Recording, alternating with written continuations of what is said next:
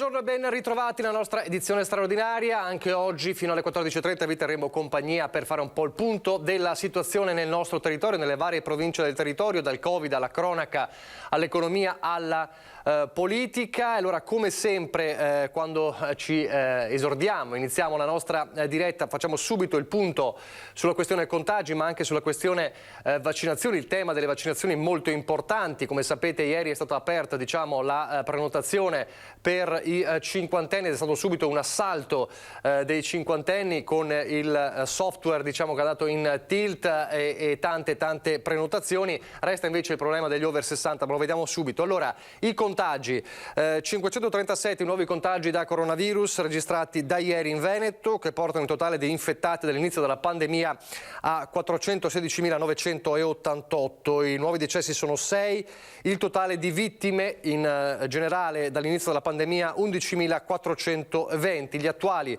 positivi in regione sono 19.128. Prosegue, ed è un dato importante sottolineato anche in questi giorni, la discesa dei dati clinici, con 1.035 ricoverati nei reparti non critici, 31 in meno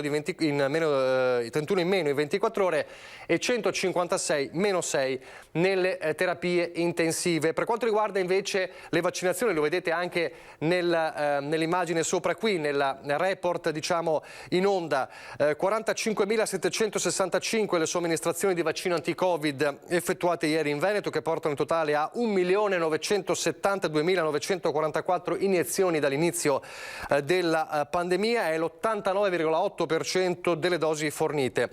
Delle dosi di ieri 8.564 erano richiami. In totale la popolazione che ha completato il ciclo vaccinale è pari a 574.019 persone, cioè l'11,8% dei residenti. La popolazione residente con almeno una dose è il 28%, la copertura con almeno una somministrazione degli over 80 è il 96,6%, per gli over 70 al 79,7%, per gli over 60 al 50,8%. Questo è il dato, ovviamente la discrepanza evidente tra gli over 70 e gli over 60. I richiami di questi giorni erano chiari proprio per questa fascia, che è quella che si è vaccinata di meno. I disabili con almeno una dose sono il 70,3% e i vulnerabili il 64,4%. Questa è la situazione ad oggi delle vaccinazioni in Veneto. Un Veneto che resta giallo, confermato ieri anche dall'ordinanza del ministro Speranza, nonostante un RConT preoccupante verso l'1, ma sapete i governatori hanno anche chiesto che i parametri vengano cambiati e vengano inseriti anche altri parametri. Resta però anche la sensazione, il dubbio, il timore che le belle giornate come quella di oggi possono portare troppe forse persone in giro con il rischio di assembramenti. Vi faccio vedere questa foto dal Gazzettino.it, dal Gazzettino online. Venezia presa d'assalto dai turisti, code verso Piazzale Roma e garage stracolmi. Questa è la situazione in mattinata a Venezia, una foto abbastanza eloquente. Si registrano parecchie persone anche negli altri centri del Veneto più importanti, anche nelle spiagge, poi ne parleremo. A proposito di spiagge, prima di collegarci con Cristian Arboit e Nicola Marcato, che sono a Treviso, e vi spiegheremo fra poco perché,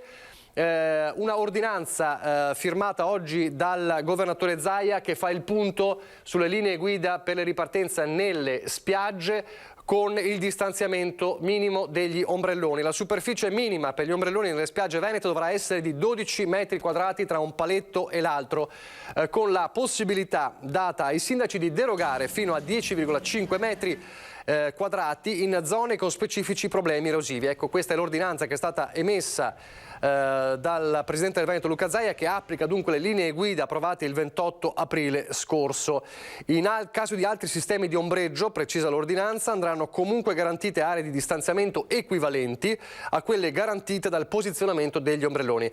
Queste disposizioni entreranno in vigore a partire dal 15 maggio e fino al 30 settembre, a meno di modifiche legate all'andamento epidemiologico.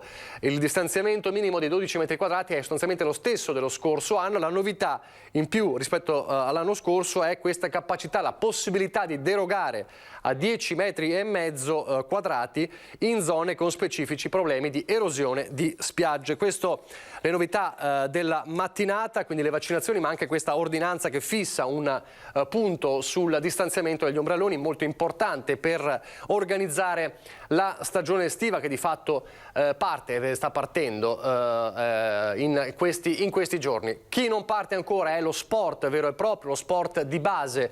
E allora oggi in tutte le piazze del Veneto, da Venezia a Padova, a Belluno, a Verona, a Treviso, c'è la manifestazione dello sport in piazza. A Treviso per noi ci sono Cristian Arboit e Nicola Marcatolo. Accederei subito la linea a loro per farci raccontare dalla voce di chi è in piazza questo problema e anche appunto la necessità di ripartire. Ci sono anche le istituzioni. Allora Cristian, a te.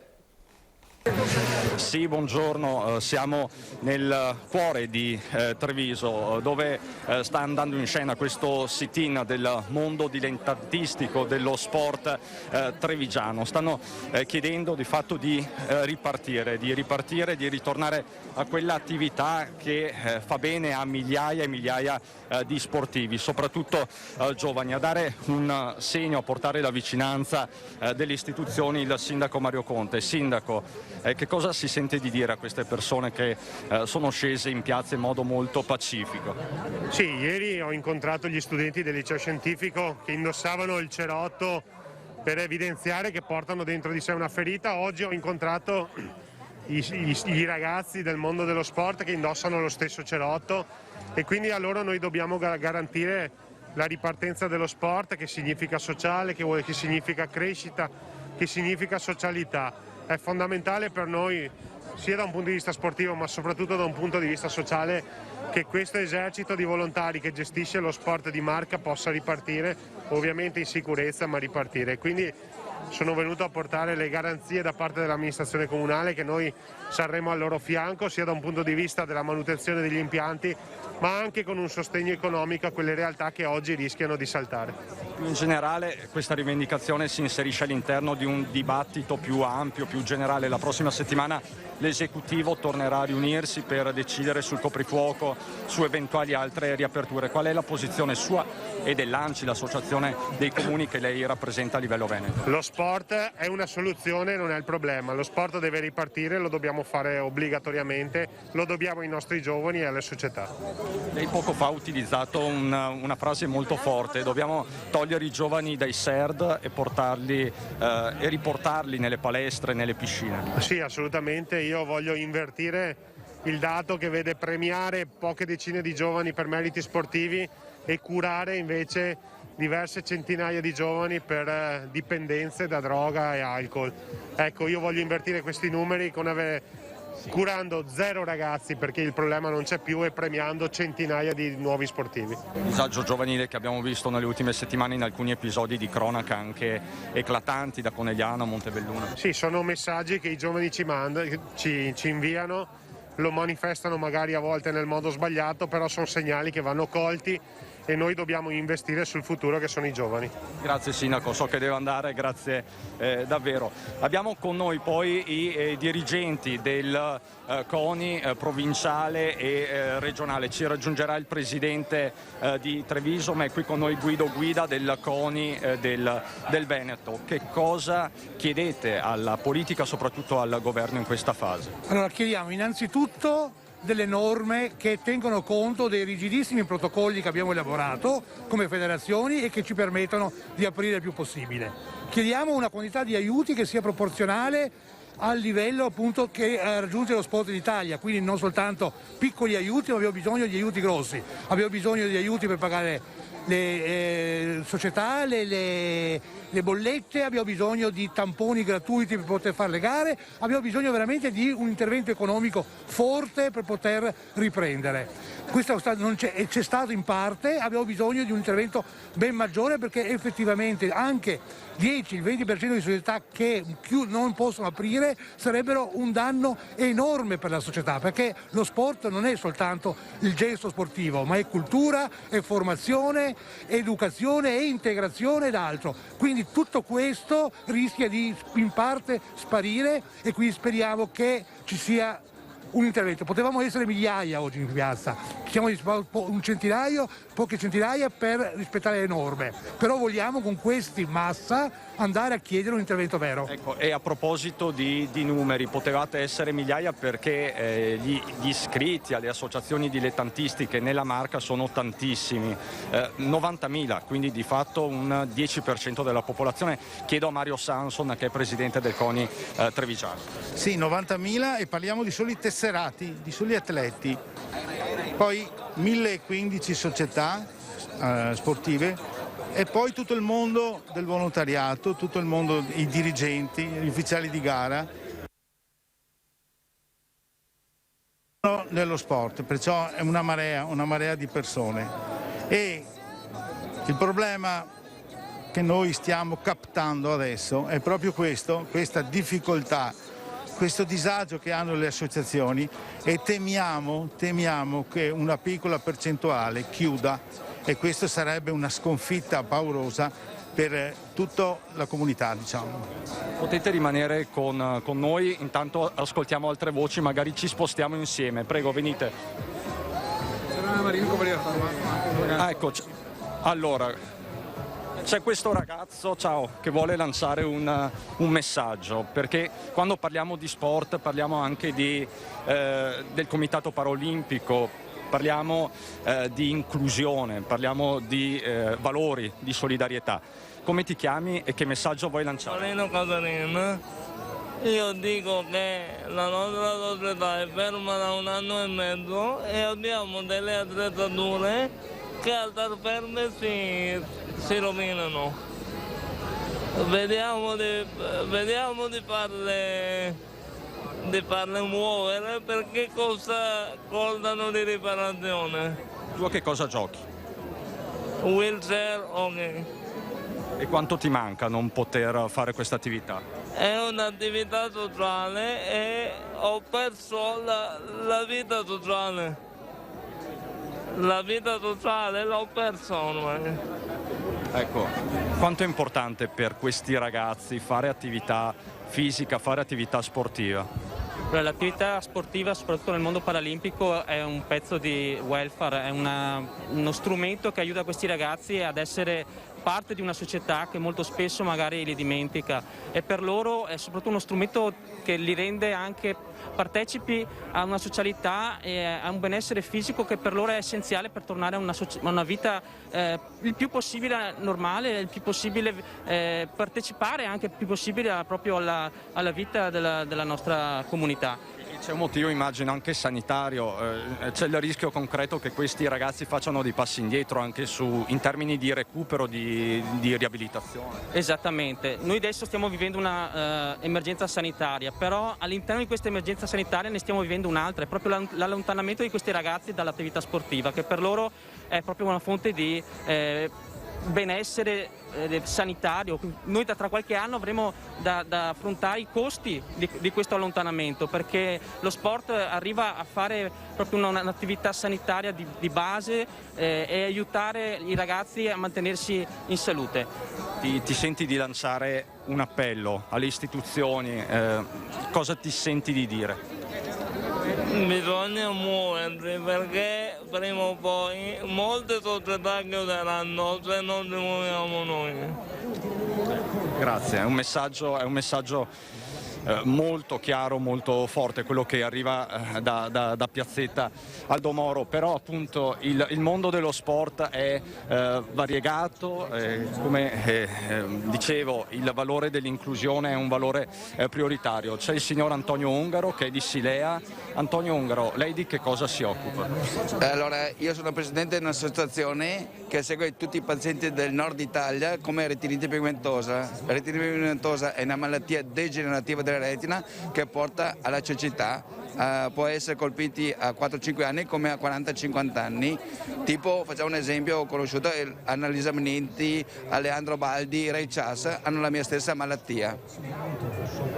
Quanto l'ha aiutata lo sport nell'affrontare questa malattia? Lo sport mi ha aiutato tantissimo, tant'è che ho coniato un sogno nel 2010 a Morges, campionati italiani paraolimpici, ho vinto la medaglia d'oro su 1 chilometro e sui 10 chilometri sul sci nordico alternato. E nel 2012 ho vinto a Levico Terme e ho gareggiato anche lui per un tipo di sport, Alex Zanardi, e io col tandem ho vinto la medaglia. Ecco, quindi momenti davvero memorabili. Chiedo anche a te, quanto ti manca l'attività sportiva e che attività fai? Allora, la mia attività mi manca al 100%, anzi al 110%, ma io purtroppo sono un atleta che ha dovuto smettere per problemi di salute.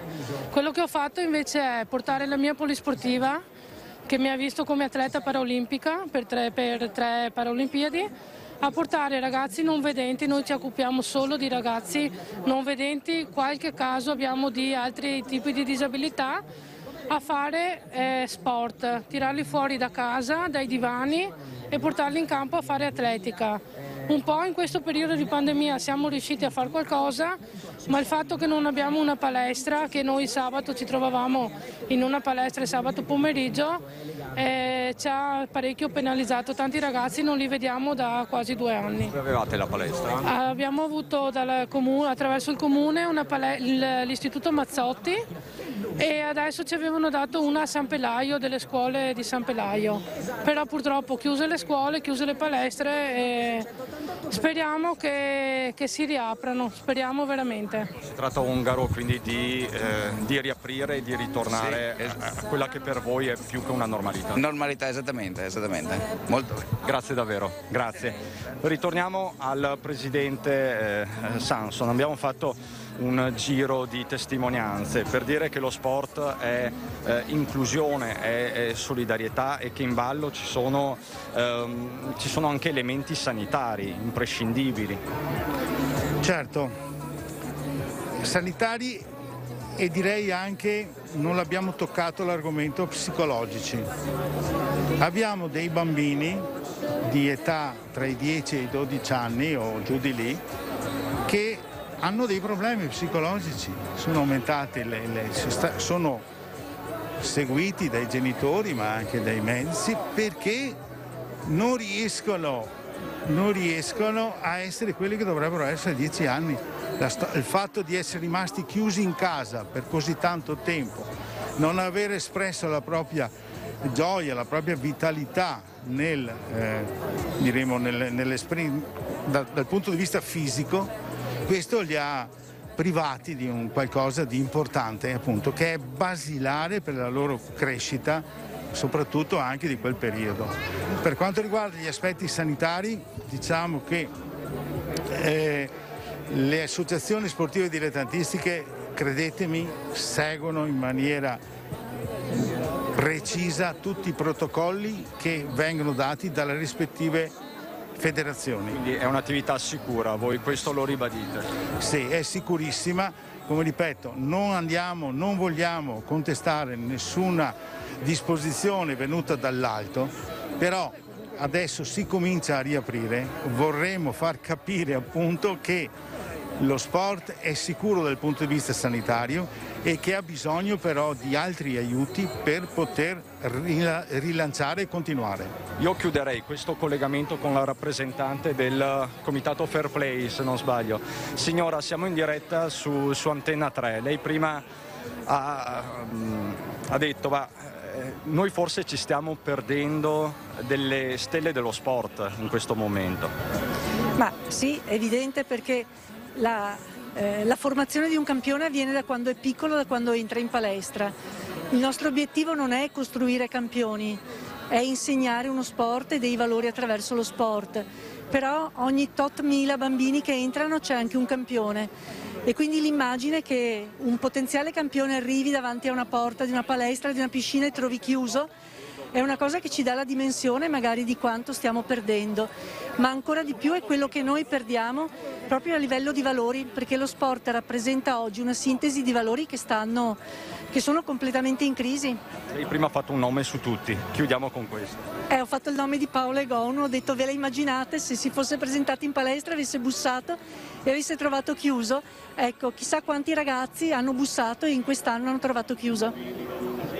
Grazie signora, questo quindi è quello che si rischia a tenere chiuse le palestre, le piscine, il mondo dello sport dilettantististico. Da questa piazza questa mattina si è levato un messaggio forte e chiaro. Staremo a vedere nei prossimi giorni quali saranno le linee del governo, che tornerà a riunirsi e a riparlare di riaperture. Per il momento è tutto dal centro di Treviso, vi restituisco con Nicola Marcato la linea.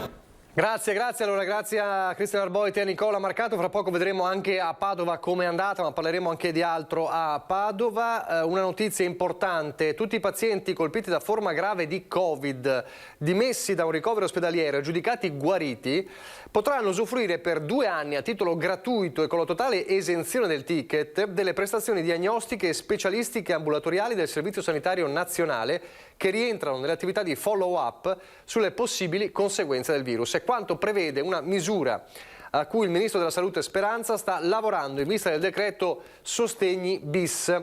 Un follow-up, spiega il Ministro della Salute in una nota, che servirà anche ad acquisire informazioni sugli esiti di questa patologia. Nel pacchetto delle prestazioni previste, quelle per il controllo delle funzioni più interessate, quelle respiratoria, cardiaca, renale ed emocoagulativa, dell'analisi del sangue, esami come l'emocromo, VS, creatinina, solo per citarne alcuni, all'elettrocardiogramma dinamico, dalla spirometria ai test del cammino fino alla TAC del torace. Quindi c'è questo piano per cure e monitoraggio gratuiti con lo stop del ticket per chi è stato dimesso da un ricovero ospedaliero per Covid e ne è uscito guarito. Questo è un pacchetto che entrerebbe nel decreto Sostegni bis. Per quanto riguarda invece le vaccinazioni, come sapete, ieri il governatore Zaia ha parlato anche delle aziende ormai pronte per diventare hub vaccinali, la Ermec a Verona, la Marzotto a Valdagno e la Luxottica nel Bellunese. C'è anche l'apertura lunedì di una hub vaccinale molto importante a Villorba e poi la precisazione, anche questa importante per sciogliere tanti dubbi, sulla seconda dose di vaccini Pfizer e Moderna a 42 giorni. Sarà così, ma solo per chi non ha già fatto la prima vaccinazione e quindi non ha l'appuntamento. Allora sentite la precisazione dell'assessore Lanzarini. Vaccini Pfizer e Moderna, la nuova indicazione del Comitato Tecnico Scientifico raccomanda un intervallo tra prima e seconda dose che sale a 42 giorni. La Regione Veneto si adegua, anche se le nuove date valgono solo per chi si vaccina da ora in poi. Cioè tutti quelli che erano già programmati con la seconda dose a 21 e a 28 giorni rimangono, perché sarebbe comunque complicato pensare di spostare tutti gli appuntamenti.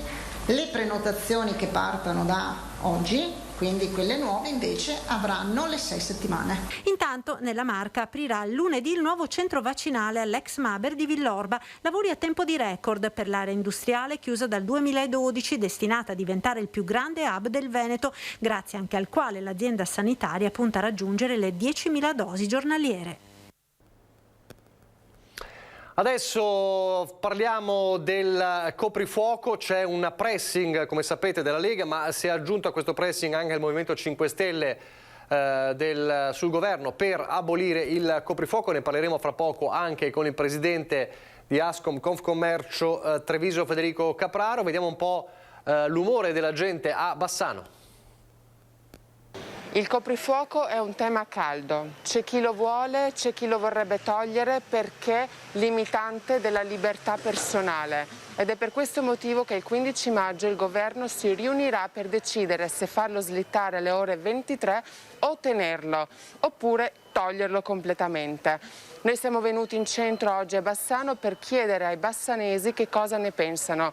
Lo vorranno togliere? Lo vorrebbero tenere? Vediamo. Dipende come vanno le cose. Se migliorano possono anche toglierla, ma se non migliora È meglio che è meglio un po' di prudenza. Speriamo che lo slittino più tardi possibile, dai, perché alle 10 non si può fare niente, è troppo presto. Sarebbe meglio toglierlo completamente, se proprio è almeno alle 23, così almeno i ristoranti, insomma, possono lavorare. E lei che cosa ne pensa? Sì, anche per me è la stessa cosa, non vedo il motivo di dare un coprifuoco alle 10 se poi dopo nelle case in giro ci si fanno lo stesso assembramenti e quant'altro. Vorrei fosse tolto, anche perché devo avere sempre la giustificazione per tornare dal lavoro. Sono contenta se lo tolgono, perché ormai penso che siamo a buon punto anche con le vaccinazioni. Allora saluto e ringrazio Federico Capraro, buongiorno, presidente di Ascom Confcommercio Treviso, salve, buon sabato. Buongiorno a tutti voi. Allora le chiedo un attimo di pazienza, pochi istanti di pubblicità e poi andiamo da lei. Rieccoci in diretta. Allora rinnovo il saluto a Federico Capraro, buongiorno, grazie per essere con noi. Faremo il punto della situazione su più fronti, partiamo però da il servizio che abbiamo visto prima della pubblicità, c'è il pressing per il coprifuoco in questi giorni, spostarlo alle 23 oppure abolirlo. Allora qual è la richiesta del mondo della ristorazione, dei baristi? Sicuramente di prendere in considerazione per arrivare a definire un altro tipo di orario che porta dalle 22 alle 23 il coprifuoco. Per quali ragioni? Uno, non è in funzione dell'orario, lo abbiamo visto, non è in funzione dei luoghi un determinato tipo di andamento dei contagi, è in funzione della responsabilità e dei comportamenti che si adottano. Per cui non c'è nulla di logico in questa determinazione, se non la possibilità, spostando di solo un'ora dalle 22 alle 23 del coprifuoco, di mettere nelle condizioni un intero settore, penso a quello della ristorazione, di tornare a lavorare con una certa normalità. E un indotto che si crea, perché la ristorazione con questa dinamica porta maggiormente la gente ad uscire e quindi genera un indotto anche per altri settori, per altri operatori. Ultimi due passaggi: il turismo, c'è la possibilità di incrementare anche maggiormente le uscite nei weekend magari o comunque le vacanze, se la ristorazione offre il suo servizio fino alle 11. E teniamo conto degli aspetti oggettivi, cioè il piano di vaccinazione che avanza e la stagione che avanza, nel senso che con le giornate più lunghe come ci sono nel mese di giugno, con le temperature diverse, è chiaro che c'è la possibilità di portare la gente maggiormente fuori e pensare che la gente prenoti al mare per fare la vacanza nel mese di giugno con la costrizione che alle 8 deve essere già al ristorante perché alle 10 deve aver già finito di mangiare, aver già lasciato il ristorante, voi capite che tutto questo che sembra solo porre la discussione su un'ora di differenza in realtà ha un'incidenza importantissima sulle dinamiche del turismo e anche quelle dei centri storici e non ha nessun impatto sulle dinamiche dei contagi, e questo lo abbiamo provato in ragione anche dei dati che cambiano in funzione di altri aspetti che sono, ripeto, la responsabilità e i comportamenti. In questi giorni c'è stato un po' così il timore, si era detto questo R con T vicino all'1 rischiamo l'arancione, ieri invece la conferma del giallo, ma è una situazione ondivaga che certo non fa bene ai ristoratori che si trovano con l'ansia e con il timore di dover chiudere, tanto che insomma la richiesta è quella di dire mai più in arancione, è così? Troviamo un altro sistema? Sì, assolutamente no, non possiamo certo pensare di tornare indietro per due motivi. Uno è certamente psicologico, noi stiamo avviandoci verso questa uscita dal tunnel, a fronte di tanti, forse anche troppi sacrifici. Dobbiamo farlo, ripeto, con l'attenzione e la responsabilità, ma questa è la strada da seguire. Non possiamo pensare di fermarsi o di ritornare indietro. Certo, siamo in corsa contro il tempo, ma la spinta al piano vaccinale, se vi ricordate, prima del governo Draghi si chiedeva un importante impegno in questo ambito, poi c'era la meta delle 500.000 vaccinazioni giorno. Oggi siamo oltre questi numeri, le annate in programma per la vaccinazione velocemente vengono anticipate di mese in mese. Dalla prossima settimana si parte già con gli anni 50, no? per coloro che saranno sottoposti a vaccinazione. Sì, siamo in lotta contro il tempo, ma dobbiamo vincerla questa lotta contro il tempo, perché ci stiamo avviando nella direzione giusta, e tornare indietro, ripeto, c'è un aspetto psicologico e poi c'è un aspetto oggettivo. Ci sono aziende e settori che lo dicevamo già a suo tempo, non si accendono e si spengono come un interruttore, sono delle macchine che vengono messe in moto, si fa fatica a portarle a regime e una volta avviate devono essere mantenute con questi ritmi, e ripeto, con delle accortezze e delle attenzioni questo è possibile senza che ciò abbia incidenza sui contagi. E, da questo punto di vista, allora facciamo un po' il punto della situazione, poi vorrei parlare anche di turismo, di Green Pass, la nuova ordinanza di oggi sugli ombrelloni. Facciamo un po' il punto della situazione, visto che l'ha accennato, rispetto a quando ci siamo sentiti l'ultima volta, credo meno di un mese fa. È cambiato qualcosa? Queste ripartenze hanno dato un po' di ossigeno? C'è qualche spiraglio di luce? Molti, è vero, ne conosco anche personalmente, hanno deciso di restare ancora fermi proprio per questo effetto psicologico. Molti che dicono non parto subito, riparto fra un po', vediamo come va la situazione. Anche questo è uno dei rischi del settore.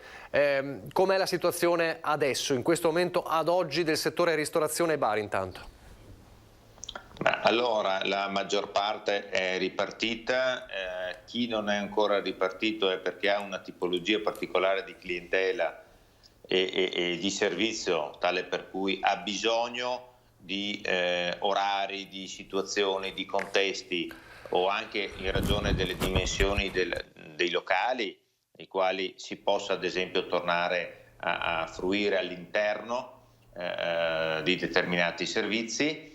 E poi perché quello che dicevo prima è oggettivo, cioè non si può avviare una macchina con il rischio poi di doverla rispegnere poco dopo. In questo caso alcuni hanno fatto la scelta di aspettare. Cosa c'è? C'è al momento una maggioranza, quasi totalità delle attività che hanno ripreso, sebbene sotto ritmo, anche perché c'è bisogno di riavviare, di ripartire, e c'è un lento, molto più lento di quello che anche noi pensavamo, molto più lento approccio alla ripartenza, perché anche psicologicamente, ripeto, i nostri consumatori sono ancora molto restii. Questo è normale che avvenga, questo è il motivo per il quale anche noi cerchiamo di trasmettere gli aspetti della sicurezza e della positività, nel senso dell'entusiasmo a tornare alla quotidianità. Ci sono i primi accenni di turismo in termini di prenotazioni, ma anche lì, questo è il tema che avevate accennato, ovviamente la prima domanda è quali sono le condizioni, no? Cioè, arrivo e mi aspettano 5 giorni di quarantena, arrivo e con quali requisiti devo arrivare? Devo avere il passaporto, devo essere vaccinato, è sufficiente un tampone negativo? Quali sono le condizioni? Questo perché in questa fase l'incertezza crea il danno, perché chi sta pensando di prenotare prenota su altre mete che da questo punto di vista danno già delle certezze, danno già delle sicurezze. Se oggi chi ha la possibilità di prenotare la vacanza ha di fronte una soluzione in Grecia nella quale non c'è il coprifuoco, nella quale non ci sono le restrizioni e non ci sono incertezze, piuttosto che in Italia nella quale non sappiamo ancora se ci sarà un coprifuoco alle 22 o alle 23, nella quale non sappiamo ancora se arrivando dall'estero, come succede oggi, mi aspettano 5 giorni di quarantena, non sappiamo ancora di cosa ho bisogno, voi capite che in questo momento chi può prenotare prenota, ma prenota verso altre destinazioni, e questo è chiaramente un danno, perché poi a luglio vivremo anche noi le stesse condizioni della Grecia, ma comunicarle con certezza per tempo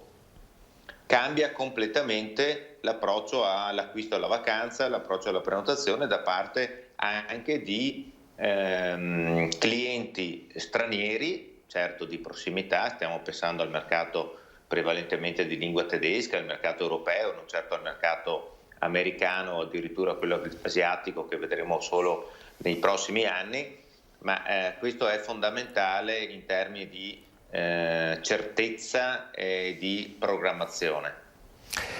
Quanto incide anche un'altra delle incertezze o comunque delle cose che ancora non sono come dire, strutturate, cioè a proposito della vaccinazione la necessità per forza di cose per molte persone di dover fare la vaccinazione in vacanza. Bisognerà gestire anche questa situazione per chi si sposta per esempio e viene in Veneto, però ha fatto la prima dose, deve fare la seconda dose, bisognerà anche riuscire a garantire questo servizio.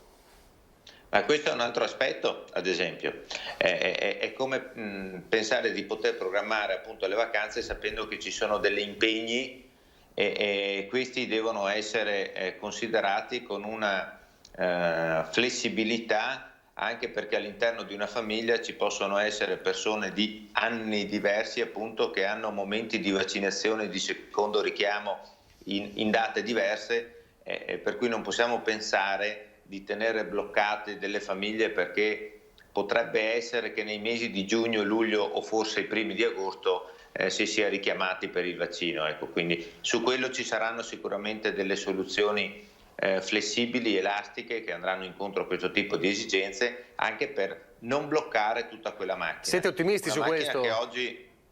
Prego? Siete ottimisti su questo?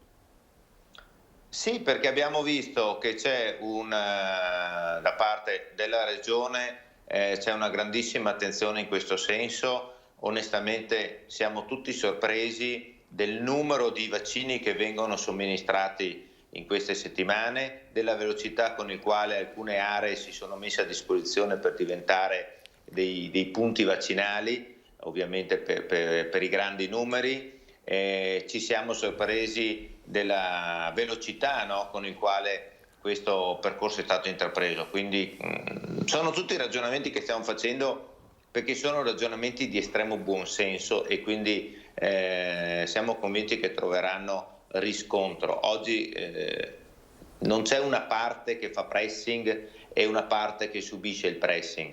Mi pare che stiamo oggettivamente tutti ragionando in termini appunto di buonsenso per raggiungere le condizioni di maggior normalità possibile, ritorno alla normalità possibile. Le vacanze sono ovviamente condizionate per quale motivo? Pensate solo a quanto rispetto agli anni passati le vacanze siano ancor più preziose in termini di tempi e in termini anche di costi, per cui si dà una maggiore importanza rispetto agli anni passati alla settimana di vacanza, alle 10 giorni di vacanza che vengono programmati quest'anno. Ecco perché le incertezze hanno un'incidenza ancora maggiore rispetto che al passato, perché quest'anno gli italiani stanno programmando una sola vacanza e quindi hanno bisogno di essere sicuri che quella vacanza possa essere nei tempi che hanno previsto e nelle condizioni che stanno cercando. Ordinanza di oggi che è stata firmata dal governatore Luca Zaia sul distanziamento minimo degli ombrelloni, 12 metri quadrati, è sostanzialmente quella dello scorso anno. C'è in più, e questa è la novità, la deroga a 10,5 metri per le spiagge che hanno problemi di erosione, che questa è una notizia positiva. Sì, e anche questa nella logica del buonsenso, no? Perché poi ci sono questi aspetti, ma poi quello che incide, ripeto, è la responsabilità e il comportamento. Adesso non voglio banalizzare, ma abbiamo festeggiato una vittoria internazionale dell'Imocco Volley a Conegliano e abbiamo visto i festeggiamenti di uno scudetto a Milano. Cosa cambia? Cambia come l'organizzazione della società e come la gente si pone di fronte a queste occasioni. Se c'è la responsabilità, se c'è l'attenzione, si riesce a fare tutto sotto l'ombrellone, si riesce a fare tutto su 12 metri quadri o su 10 metri quadri nel rispetto di chi ci sta vicino. Ecco, quindi credo che si debba continuare a lavorare sulle persone e sull'attenzione che queste devono avere, più che sui centimetri quadri di distanza di un tavolo all'altro in un ristorante o di un ombrellone all'altro in spiaggia. Più o meno l'anno scorso, se non erro, ero qui con lei in diretta, non ricordo se era qui presente oppure eravamo in Skype, e lei mi disse una cosa, insomma, che mi colpì molto, che poi insomma riecheggiò. Torneremo a un turismo del 1978. Adesso come la vede? Adesso i numeri ci dicono che è proprio così. No? Noi siamo precipitati dai 70 milioni di presenze l'anno in Regione Veneto ai numeri di quegli anni lì. È stato davvero così, ma non per aver guardato in una sfera di cristallo che non c'era, semplicemente perché il turismo ha delle dinamiche, chi vi opera le conosce, ci sono dei tempi velocissimi con il quale quel tipo di meccanismo si blocca e dei tempi lentissimi con i quali quel meccanismo si riavvia. Oggi noi stiamo assistendo a un 2021 turisticamente che in molte parti è peggiore del 2020. Ricordo che il 2020 è stato un anno di pandemia da marzo. Assisteremo probabilmente alla stagione estiva sul litorale in linea con quella dell'anno scorso, mentre oggi c'è una grandissima sofferenza nelle città d'arte e c'è anche un grandissimo cambiamento del turismo business in quelle altre realtà, penso ai centri minori, realtà nelle quali il mercato del lavoro era importante per gli alberghi, per i ristoranti, e questo ha subito una modifica importante dettata non solo dal blocco oggi degli spostamenti, ma anche dallo smart working e da dei nuovi modelli di lavoro che incideranno sicuramente sulle dinamiche turistiche. Per cui non potrà che migliorare, questo è certo, anche perché abbiamo toccato davvero i punti più bassi. Sarà sicuramente lentissimo il piano di recupero per tornare anche a quella che è la nostra capacità ricettiva, capacità di ospitalità, considerato che abbiamo tra le più belle attrazioni non solo in Italia ma nel mondo. L'ultima domanda che le faccio, torniamo a quello che mi ha detto prima, che mi ha colpito. Ci aspettavamo qualcosa di più in queste riaperture, torniamo a parlare di bar e ristoranti, le aspettative erano diverse, e questo perché c'è anche una risposta dei clienti più frenata, di consumatori più frenata. Allora, a questi consumatori che sono ancora frenati, voi cosa dite? Ma noi dobbiamo, ripeto, trasmettere un pensiero e un messaggio che sia molto positivo, molto di recupero di quelle che erano delle abitudini, che sono anche delle tradizioni, sono il nostro modo di stare insieme, il nostro modo di condividere, e anche un messaggio, credo, di orgoglio.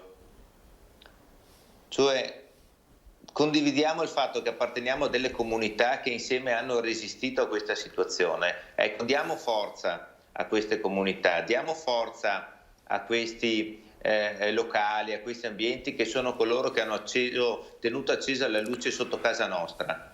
Il valore del nostro immobile, del nostro appartamento, è dato anche dal fatto che sotto c'è un negozio aperto con una luce accesa, con marciapiede sempre pulito e presidiato, così le nostre piazze e le nostre città. Ecco, risvegliamo quell'orgoglio di appartenere a queste comunità che devono tornare a vivere. Quindi tornate a rivivere le vostre strade, le vostre piazze, i nostri locali, e torniamo a rinfossessarsi nel rispetto delle norme della nostra vita e della nostra quotidianità.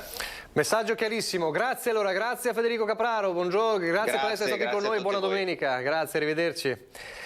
Allora noi adesso torniamo a parlare, ma parleremo anche un po' della situazione in città, in una città importante come Padova, di quello che accade oggi. Abbiamo visto a Venezia tanta gente, vedremo che ci sono anche delle misure importanti a Padova per cercare di evitare gli assembramenti, ma anche a Padova è stata la giornata dello sport in piazza. Allora Guido Barbato, buongiorno.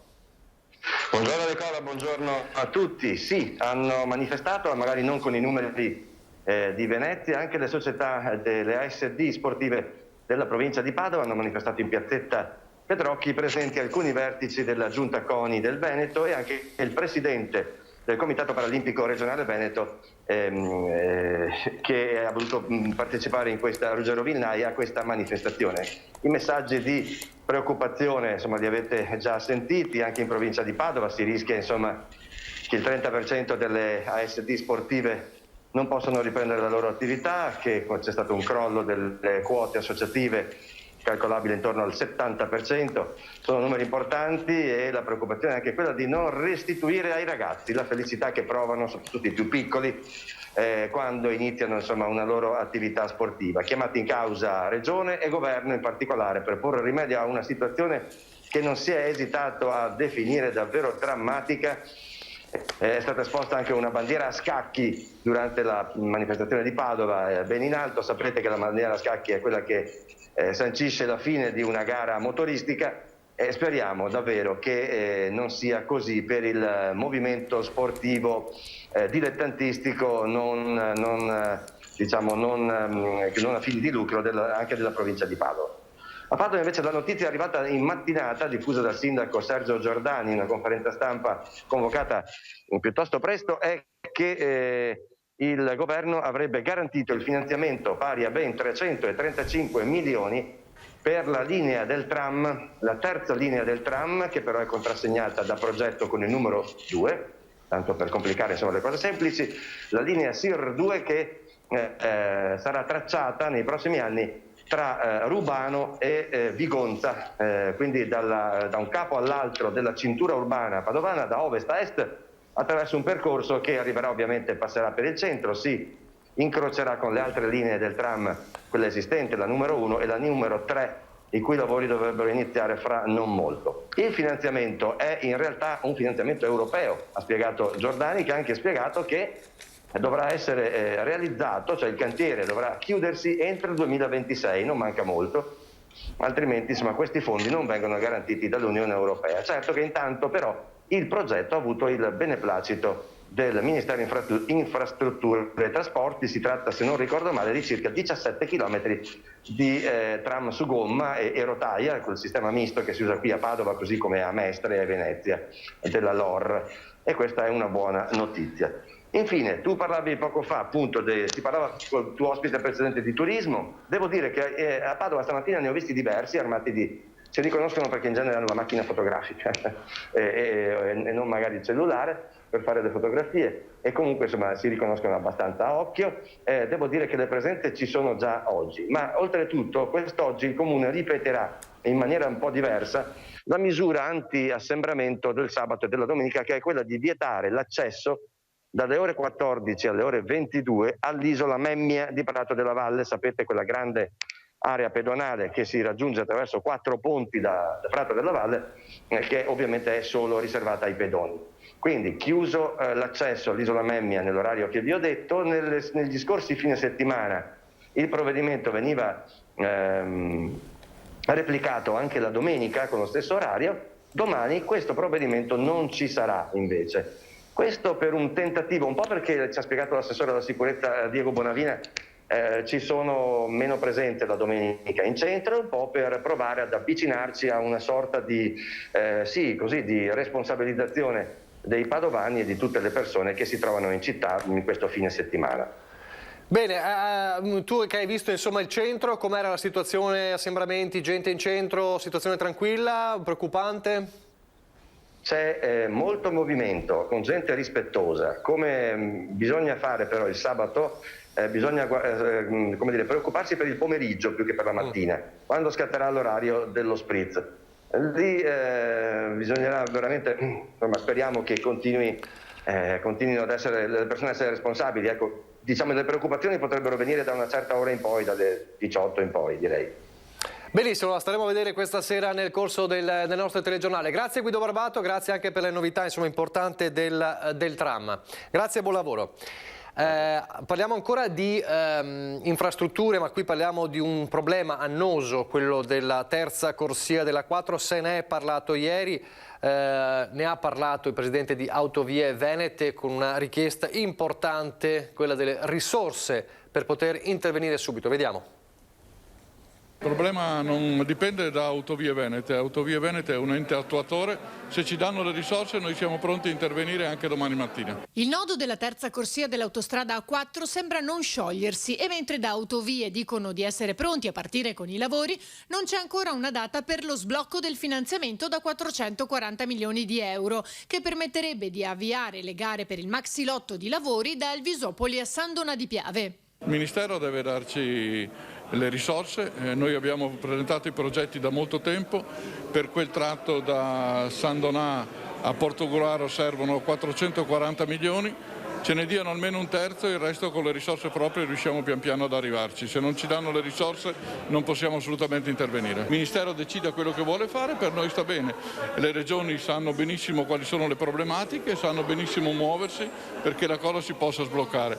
Da parte nostra siamo pronti a rispettare gli impegni che sono stati assunti, tant'è vero che consegneremo sicuramente in tempo i lavori che sono in fase di esecuzione, quello vicino a Portogruaro, quello relativo alla biforcazione verso Udine e quello relativo al casello di Desert che sono già in appalto. Anche la Regione farà la sua parte. Noi faremo pressing con il Friuli Venezia Giulia affinché il nodo del rinnovo della concessione si sciolga velocemente e permetta alla nuova società di poter fare gli investimenti, facendo anche un ragionamento sulla possibilità di anticipare l'intervento sulla terza corsia a San Donà. Però queste sono tutte valutazioni che faremo e su cui la Regione Veneto si farà sentire. Prima si interviene, meglio è, soprattutto considerando il fatto che nella tratta San Donà-Portogruaro si verificano troppi incidenti. La cronaca ci parla di ben due slavine, due valanghe che si sono staccate stamani. La prima dalla Tofana di Rozes sopra Cortina, coinvolgendo alcuni sci alpinisti, tra i quali una donna travolta e trascinata dalla massa di neve. I soccorritori sono riusciti a individuarla quasi subito perché è rimasta sempre fuori, fortunatamente, dalla neve. L'hanno recuperata, ora le stanno prestando le prime cure. La slavina si è staccata a circa 2700 metri di quota, 200 metri sopra il rifugio Giussani. E poi sempre in mattinata una seconda slavina che si è staccata, questa volta in Comelico. Alle 10:40 la centrale del SUEM è stata allertata da alcuni testimoni che avevano visto scendere una valanga sul passo della Sentinella con uno sci alpinista trascinato a valle. Sul posto il Pelican, che ha individuato la persona rimasta per fortuna anche in questo caso sopra la neve, imbarellato per i possibili traumi riportati, è stato portato all'ospedale di Brunico. Portate in quota dall'elicottero dell'Air Service Center, le squadre di soccorso alpino con unità cinofili stanno provvedendo a verificare che non vi siano altre persone coinvolte. Quindi ben due slavine oggi tra Cortina e il Comelico, quindi attenzione particolare per questa situazione valanghe. Adesso torniamo a parlare di turismo e di una situazione particolare che riguarda la Basilica di San Marco. È una grande ferita di Venezia quella della Basilica di San Marco, con manutenzioni, ovviamente con problemi derivati ancora dall'acqua granda, e allora la decisione di far pagare 3 euro a tutti i visitatori della cattedrale, compresi i veneziani, fa discutere. Ne parla il primo procuratore di San Marco, Carlo Alberto Tessarin. Un piccolo contributo di 3 euro richiesto a tutti i visitatori che vogliono entrare per ragioni turistiche e culturali in Basilica San Marco. È questa la scelta decisa dalla Procuratoria in un momento di crisi e adottato in via straordinaria anche per i veneziani. Quando però la situazione tornerà alla normalità, riprenderà la situazione di sempre e comunque, chiarisce il primo procuratore Carlo Alberto Tesserin, l'ingresso in Basilica per partecipare alla preghiera e alla liturgia è sempre libero e gratuito in qualsiasi momento. Stiamo cercando di lavorare per riaprire la Basilica e per far sì che i cittadini possano goderla e nel contempo avere delle entrate di cui la Basilica ha assolutamente bisogno. L'attesa è anche per l'avvio dei lavori per salvaguardare la cattedrale marciana dall'acqua alta. Dovremo correre per porre rimedio a quello che scadrà quando, finita questa stagione, che speriamo sia positiva, ci ritroveremo con le acque alte che non hanno mai cessato di essere in condizioni dannose. Dalla Basilica di San Marco un messaggio di grande speranza per il futuro. Questo è l'augurio che ci facciamo, sperando che questa realtà di drammatico virus che ci continua a colpire possa essere da presto accantonato e che si possa guardare avanti con la tranquillità di riprendere una vita normale. Adesso pochi istanti di pubblicità e poi di nuovo in diretta.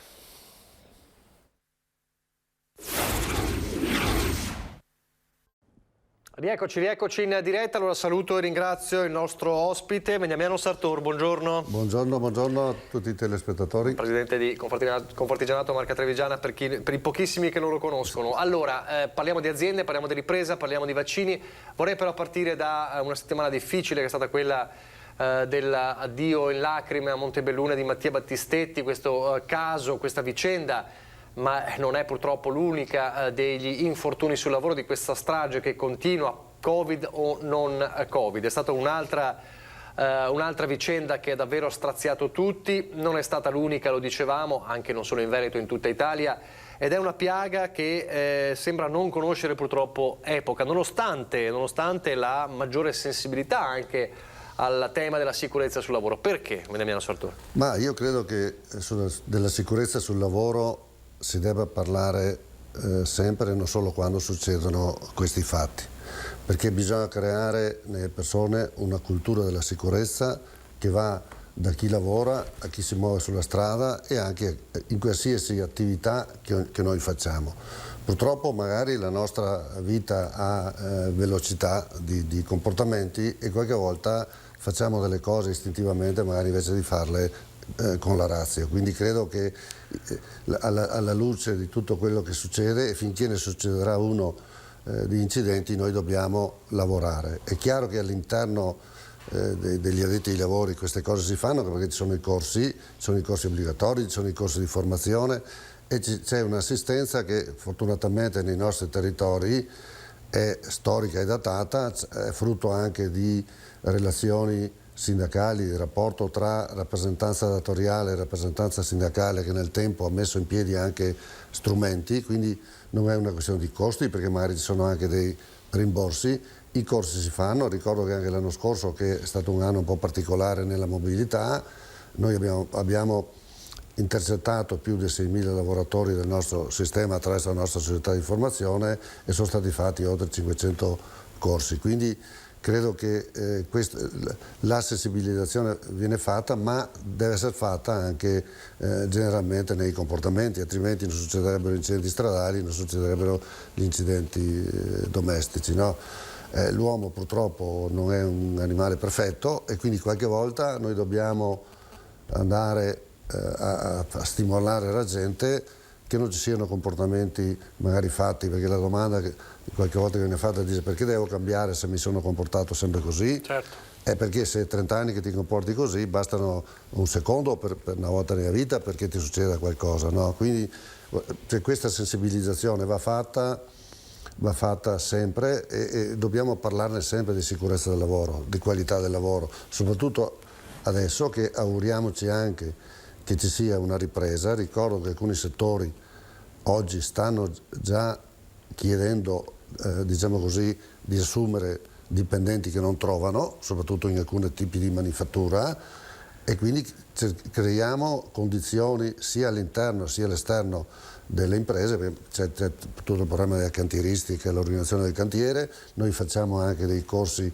con i professionisti, l'altro giorno ne abbiamo fatto uno con gli architetti, ma lo faremo con gli ingegneri, con i periti eccetera, proprio per creare le condizioni anche visive di comportamenti sbagliati all'interno magari dei cantieri o all'interno delle fabbriche. Più semplice, magari sono anche delle tutele, però ricordo anche, e lo dico soprattutto adesso che ci sono tante richieste anche da parte dei cittadini per i bonus in edilizia e quant'altro, che anche il committente deve stare attento a chi porta in casa a lavorare e come lavora, perché il committente è anche lui parte responsabile. Se io prendo uno a lavorare in casa mia o farmi un lavoro, devo stare attento che questo si comporti in modo corretto. Se è un tecnico gli chiedo se queste sono le condizioni, o andare a cambiare l'antenna, bisogna che ci siano le protezioni, cioè stiamo attenti, perché dal punto di vista umano, diciamo, è la parte maggiore, è la parte più tutelare chi si fa male o chi soprattutto anche muore, ma dal punto di vista poi del procedimento civile e penale dobbiamo dire anche ai cittadini che sono tutti coinvolti quando un lavoratore mette piede anche in casa loro, deve stare attenti che usi, magari il prezzo non dobbiamo sempre tirarlo, ma cerchiamo anche di favorire e soprattutto cerchiamo anche di sensibilizzare sempre durante 365 giorni all'anno, perché purtroppo vediamo che queste cose succedono, e quando ci sarà una ripresa e si aumentano i ritmi e si aumenta il numero di ore lavorate, aumenteranno anche bisogna questi... stare attenti, certo. perché bisogna sempre avere comportamenti razionali e mai istintivi. Allora, lei parlava di ripresa, ieri una nota importante di Assindustria Veneto Centro, quindi parliamo di industrie con livelli pre-Covid. Il settore dell'artigianato com'è? Ma il settore dell'artigianato naturalmente è diviso in tre: manifattura, servizi e settore casa o settore edile, dove ci sono diciamo circa il 40% delle nostre attività, tutta attività impiantistica, di supporto eccetera, e quindi credo che questi qua hanno cominciato a lavorare a ritmi buoni. Dicevo prima che sulla metalmeccanica, per esempio, e sul settore delle costruzioni, che vuol dire anche impiantistica e quant'altro, c'è il problema di trovare personale qualificato a lavorare, è il problema inverso, no? C'è ancora qualche settore della manifattura, tipo il sistema moda, che sta riprendendo ma più lentamente, perché adesso speriamo che la gente vada anche a comprare, no? E poi ci sono altri settori, per fortuna da noi, diciamo così, più ridotti dal punto di vista numerico, ma più magari penalizzati dal punto di vista specifico, che sono i settori legati alla mobilità delle persone e al turismo, no? Pullman, NCC e quant'altro, tutto il settore legato anche alle cerimonie, quindi fotografi, allestitori di eventi, perché non si fanno né spettacoli né diciamo feste da parte della gente, no? Quindi è una nicchia al nostro interno, però una nicchia che è quella che più lungamente è stata penalizzata. Auguriamoci adesso che attraverso l'ultimo decreto che è stato approvato ci sono dei ristori in maniera più copiosa rispetto a quelli precedenti. Ci sono anche alcune agevolazioni che noi abbiamo chiesto dal punto di vista fiscale, quindi non pagare l'IMU, non pagare alcune imposte per chi è diciamo al di sotto di una certa penalizzazione di fatturato, e quindi pensiamo che i sostegni con questo ultimo decreto saranno più cospicui rispetto al precedente. Auguriamoci poi che attraverso il bel tempo, e anche qua attraverso i comportamenti, perché la diffusione del Covid dipende molto anche dai nostri comportamenti, non dimentichiamocelo mai, dobbiamo stare attenti. È vero che siamo stati penalizzati, abbiamo bisogno di libertà, però per il rischio nostro, per il rischio degli altri, bisogna che alcune attenzioni le abbiamo. Ma ripeto, mi pare che la questione delle vaccinazioni stia procedendo in maniera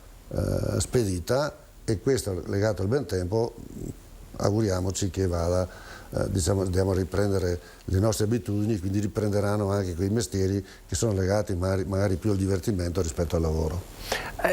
Quello della ricerca di persone che non si trovano era un tema che già si affrontava prima della pandemia e non è cambiato in alcuni settori. No, anzi, su alcuni settori, ripeto, tipo le costruzioni o le restauro, adesso abbiamo questa questione, c'è l'impegno anche del governo di spostare la scadenza del bonus al 110 almeno al 23, magari dopo in via decrescente anche per altri 2 anni, e credo che il tema sia proprio trovare le persone, perché bisogna avere persone qualificate. Ripeto, la metalmeccanica che l'aveva prima il problema ante 2020 adesso comincia a riaverlo, ma poi sarà reciproco. Noi dobbiamo lavorare, il tema si chiama passare dalle politiche passive alle politiche attive sul lavoro, usare meglio l'aspetto duale tra formazione scolastica e formazione in impresa, perché se la gente viene espulsa da alcuni settori che saranno magari ristrutturati in maniera negativa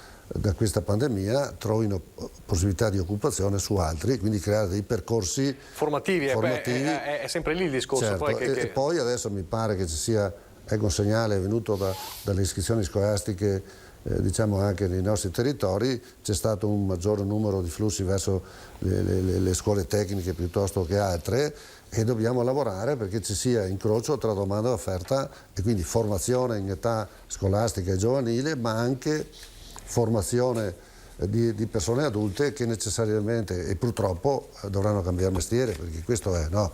Quindi le politiche passive, quindi il sostegno a chi ha bisogno deve essere fatto, ma chi è in grado poi di riprendere a lavorare dobbiamo dargli una mano che si formi. La persona più formata è e più può trovare occupazione. Non possiamo permetterci di non lavorare perché non ci sono occupati e dall'altra avere la gente a casa disoccupata. Grande dibattito, grandi polemiche. È solo questione di formazione o anche di gente che magari, o di persone che non vogliono farlo? Perché allora, questo poi è un dibattito che apre delle polemiche enormi. Allora noi dobbiamo lavorare su 2 canali, no? Perché anche noi su alcuni settori non stiamo qua a fare propaganda o nomi e cognomi, ma io dico che nel settore dell'artigianato, e lo dico con cognizione di causa, ma non lo dico solo io, le relazioni tra datori di lavoro e sindacato hanno portato a migliorare le condizioni di lavoro. Non tutti i settori sono così. Quindi da un lato chi lavora deve avere le tutele, le garanzie e il giusto salario, ma se parliamo di lavoratori specializzati evidentemente il salario viene, e dall'altra bisogna anche pretendere che chi è disoccupato trovi forza e aiuto per essere formato per introdurre nel lato del lavoro. Quindi le cose vanno assieme: qualità del lavoro, garanzia del lavoro e formazione, e soprattutto l'elemento duale per quanto riguarda le nostre imprese, perché la scuola può fare una parte e una parte può essere anche fatta nell'impresa, perché non dimentichiamoci, insomma, che i mestieri nostri stanno anche diciamo in un'esperienza anche pratica oltre che diciamo così teorica. Ma su questo c'è un buon rapporto anche con gli istituti professionali. Riprenderà diciamo in maniera sostanziale la questione del duale, quindi scuola. Sarà una forzatura, speriamo positiva, sul numero degli istituti tecnici superiori, che sono quegli anni di riqualificazione e avanti, quindi le basi per andare verso migliorare questa questione tra domanda e offerta ci sono, però noi dobbiamo anche lavorare perché ci sia qualità del lavoro e garanzia, sicurezza, ma anche qualità e giusto compenso. Allora, siccome ho visto in collegamento Paolo Quaggio, è già collegato? Presidente della CIE di Venezia, eccolo qua, buongiorno, mi vede? Mi sente? Buongiorno a voi. Allora, lasciamo, resti pure qua, così magari se vuole dialoghiamo un po'. Sì. Questo problema della formazione, magari di manodopera, c'è anche nel vostro settore? Beh, sicuramente sì, sono in atto diciamo dei corsi di aggiornamento e di preparazione, però non è sempre semplice arrivare a completare diciamo dei corsi soddisfacenti per quello che riguarda quelle che sono le esigenze delle aziende. È sicuramente un comparto da approfondire e da migliorare. Senta, ci spiega questa polemica che è nata in queste ore, l'Unione Europea che prevede un progetto che prevede di autorizzare nell'ambito delle pratiche enologiche l'eliminazione totale o parziale dell'alcol con la possibilità di aggiungere acqua anche nei vini a denominazione di origine controllata, quindi di OCG, DOC e IGT. Il vino, diciamo, analcolico già esiste, ma questa è una misura che potrebbe appunto investire ben 53 vini in Veneto. Come l'avete presa? Ma adesso l'Unione Europea fa un po' una marcia indietro, dice beh non è proprio così, però insomma il dibattito si è aperto. Come l'avete appresa questa notizia e come vi sembra? Perché sarebbe un disastro. Ma posso dare un'idea personale molto diretta e molto significativa. Mi sembra un'idiozia, devo essere sincero. Cioè, se parliamo di vino e quindi con tutti i sacri crismi, con tutte le caratteristiche organolettiche, alcoliche e quant'altro che ha, se parliamo di una bevanda annacquata con poco alcol o senza alcol che sappia anche da pseudo vino, parliamo di altre cose. Cioè, mi sembra decisamente una presa di posizione assolutamente ridicola questa, perché il vino, in particolare i vini DOC, di OCG e quant'altro, sono vini che sono qualificati proprio come tipologia proprio qualitativa del prodotto, non è una cosa così che viene fuori da nulla, ci sono anni di storia dietro a un vino DOC, per cui arrivare con un colpo di spugna e dire beh leviamo l'alcol mi sembra assolutamente proprio un'idiozia, mi ripeto. Ma secondo voi perché arriva questa proposta? Cioè qual è la ratio? Io dico che purtroppo in Europa c'è una forte spinta, diciamo, salutistica, che in certe misure va anche bene, ma che in altre misure, non solo nel vino, ma anche per esempio il discorso del semaforo per le calorie e quant'altro, va oltre a quella che è, diciamo, la specifica del prodotto. Noi siamo abituati in Italia a valutare il prodotto rispetto a quella che è la qualità della materia prima del prodotto e della lavorazione, e non si può valutare il prodotto solo dal fatto che ha 100 calorie o ne ha 110 o ne ha 200. Perché non c'è nessun prodotto, penso neanche l'acqua in assoluto, che faccia solo bene o solo male, dipende molto dalla quantità, dal tipo di consumo che se ne fa e dal tipo di applicazione. Cioè anche il vino, se beviamo un bicchiere di vino a pasto, per dire, diventa salutare, in particolare magari quello rosso. Se invece prendiamo e ne beviamo 2 litri a pasto, mi sembra ovvio che fa male, ma fa male qualsiasi altra cosa. Il salame, ne mangiamo 2 fettine, va bene, se mangiamo un salame alla volta non va bene, per cui la spinta salutistica a me va bene nel momento in cui rimaniamo all'interno di quantità di consumo che sono legate alle quantità comuni, normali, diciamo, e non segnatamente solo il fatto che un etto di quel prodotto ha 1000 calorie piuttosto che 900, insomma.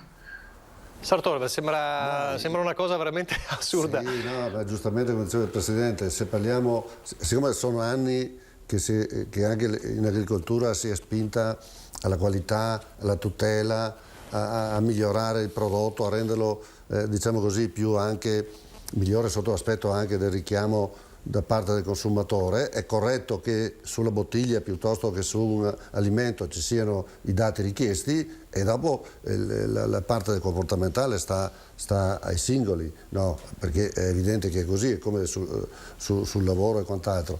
La questione poi di non mettere l'alcol, giustamente se dobbiamo fare una bevanda, prendiamo una bevanda, sarà una cosa diversa, insomma è inutile andare a snaturare anni di lavoro, di rapporto prodotto-territorio, perché questo è sempre stato fatto fino adesso, no? Legare la produzione alla qualità e alla promozione territoriale, migliorare le condizioni diciamo del prodotto, sono anni di ricerca e di sperimentazione e di attitudine che anche chi produce ha messo, no? Sia dal punto di vista del vino sia dal punto di vista dei prodotti alimentari italiani, no? Credo che noi siamo un'eccellenza, oltre ad essere un elemento anche di grande promozione l'Italia, perché ha tanti prodotti, magari tante nicchie, ma tante nicchie fanno anche poi mercato, no? E massa, no? Perché se dobbiamo legare prodotto e territorio, ogni territorio ha le proprie caratteristiche e ogni territorio nel tempo ha migliorato le proprie condizioni sia dal punto di vista ambientale sia dal punto di vista del prodotto, quindi credo che, non so se sia una buttata così, se sia... perché non facciamo... Nello specifico è tutto all'interno della nuova PAC, che è la politica agricola comune, che entrerà in vigore da gennaio 2023 e che apre ai vini parzialmente senza alcol, anche tra quelli DOP e IGP.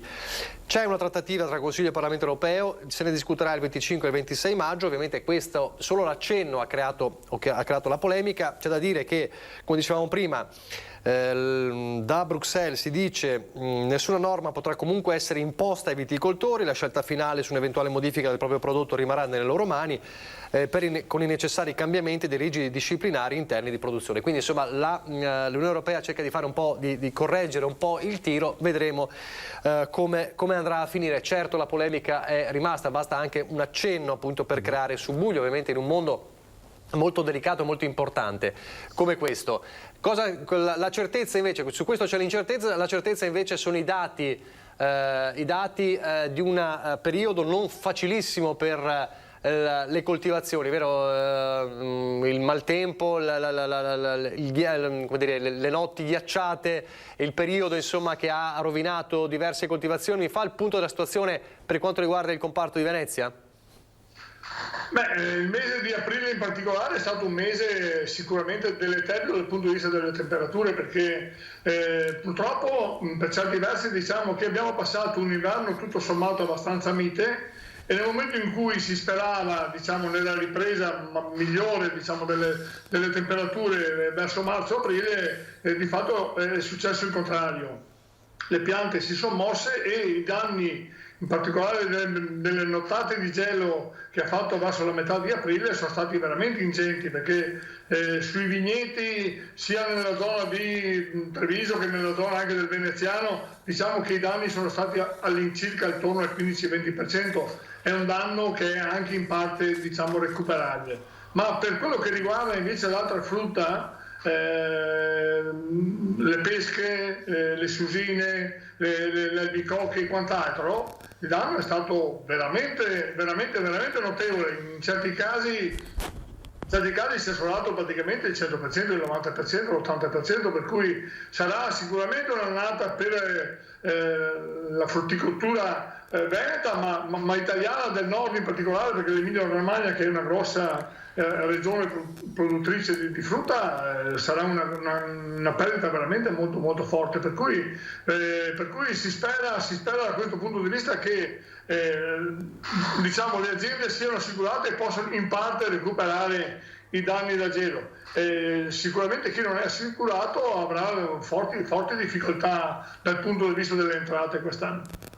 E l'effetto della pandemia, anche i lavoratori del comparto agricolo, insomma, che attendono ovviamente la vaccinazione per poter lavorare in serenità, com'è da questo punto di vista la situazione?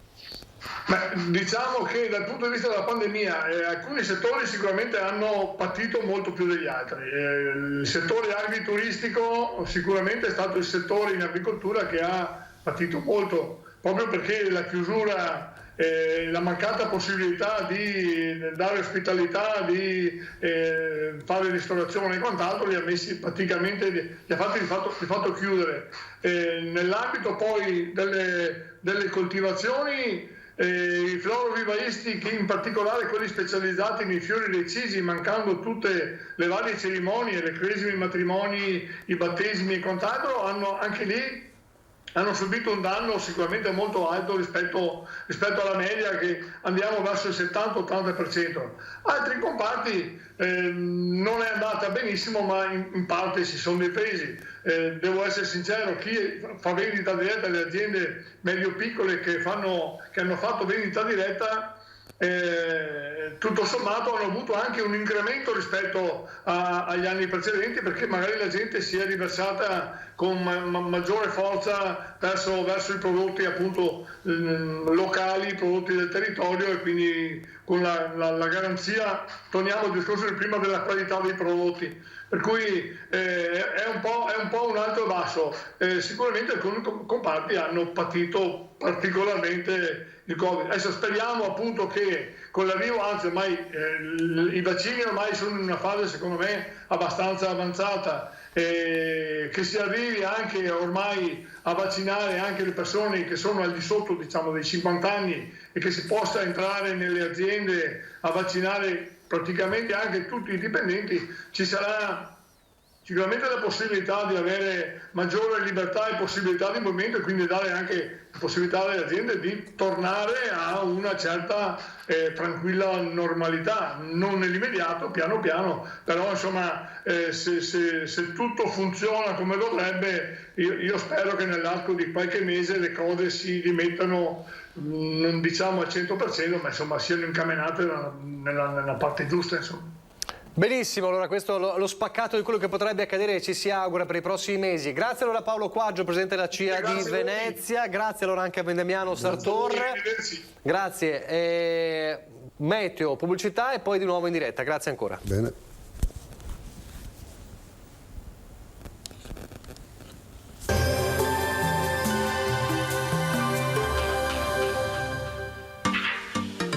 Tremonti, attrezzature e materiale per saldatura professionale a Montebelluna. Benvenuti al meteo. Anticiclone in rinforzo nel weekend, il tempo tenderà a stabilizzarsi, ma per poco, perché a inizio della prossima settimana tornerà il maltempo. Vediamo intanto il dettaglio di sabato 8 maggio. Sul Veneto alta pressione, la giornata trascorrerà all'insegna di condizioni asciutte e stabili, tanto sole come vediamo su tutta la regione, cielo sereno o al più velato, nulla di particolare da segnalare. Venti localmente moderati da nord-est. Temperature senza variazioni di rilievo, minime tra 5 e 12 gradi, valori massimi oscillanti invece tra i 17 e i 20 gradi all'incirca. Ci spostiamo ora sul Friuli Venezia Giulia, dove sarà anche qui una splendida giornata soleggiata, cielo limpido e non sono attese piogge degne di nota. Temperature minime tra 7 e 11 gradi, massime sui 18-19 gradi. Infine uno sguardo alla situazione del Trentino Alto Adige, poche novità, ampio soleggiamento ovunque, anche qui solo qualche velatura. Temperature minime intorno ai 6-7 gradi, massime sui 21 all'incirca. Dal meteo di Antena 3 per ora è tutto, grazie per l'attenzione e arrivederci.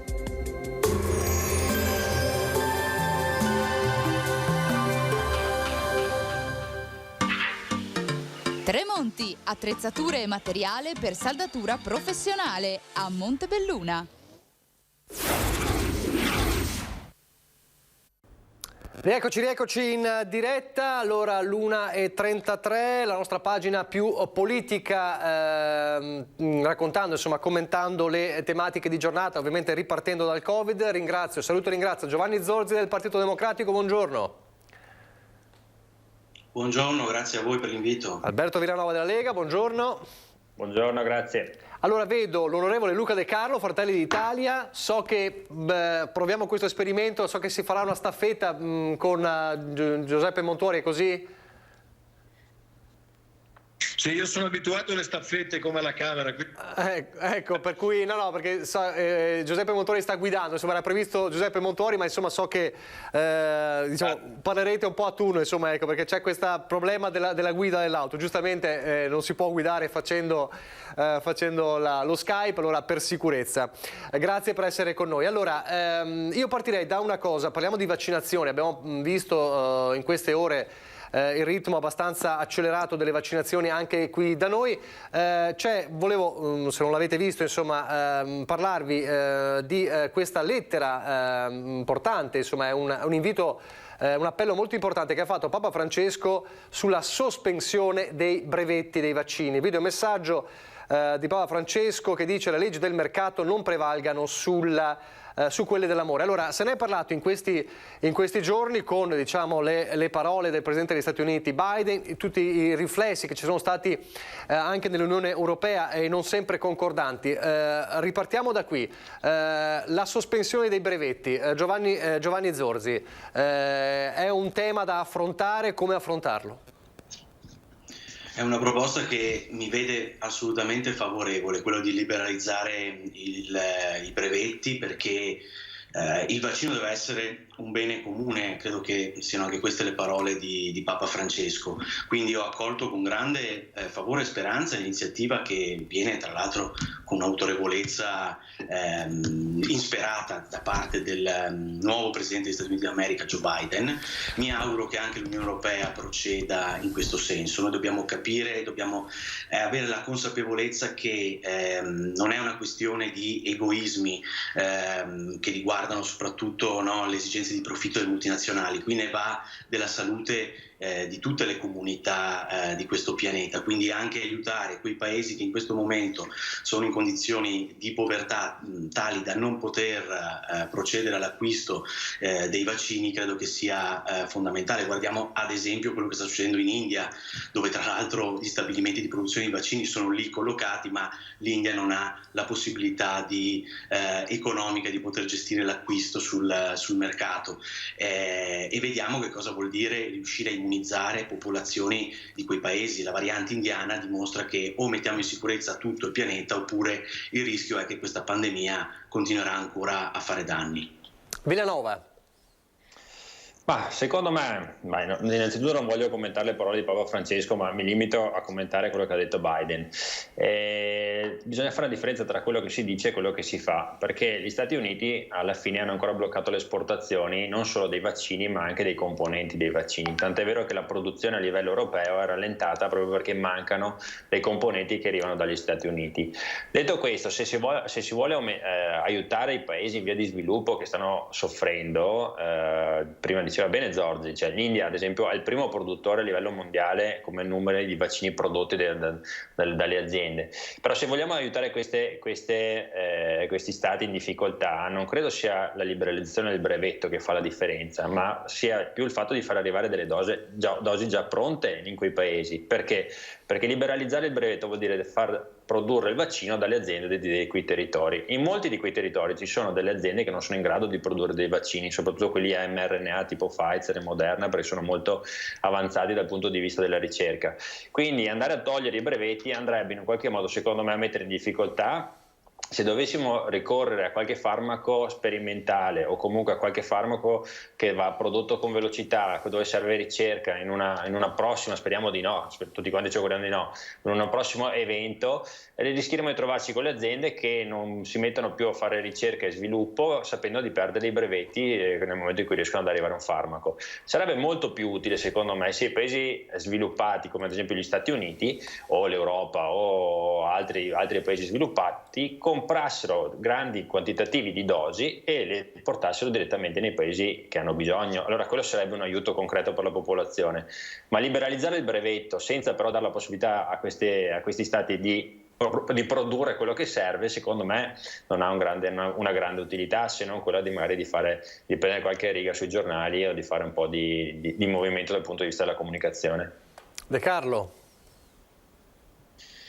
Beh, innanzitutto qualcuno dovrà spiegarci se si può essere liberisti o protezionisti un giorno sì, un giorno no, che questo credo faccia parte poi della questione anche relativa ai vaccini. I brevetti esistono perché tutelano anche chi li fa commercialmente, e quindi se da un lato chiediamo alle case farmaceutiche di spendere soldi privati loro per investire in ricerca, visto che lo Stato, anche quello italiano, ha abdicato rispetto a questo, lasciando che siano le case farmaceutiche ad avere questo ruolo, anche se poi l'Europa le ha debitamente finanziate ovviamente per arrivare a un risultato, interroghiamoci su tutto il sistema, cioè è tutto il sistema dei brevetti che funziona o non funziona, e io credo che alla fine funzioni.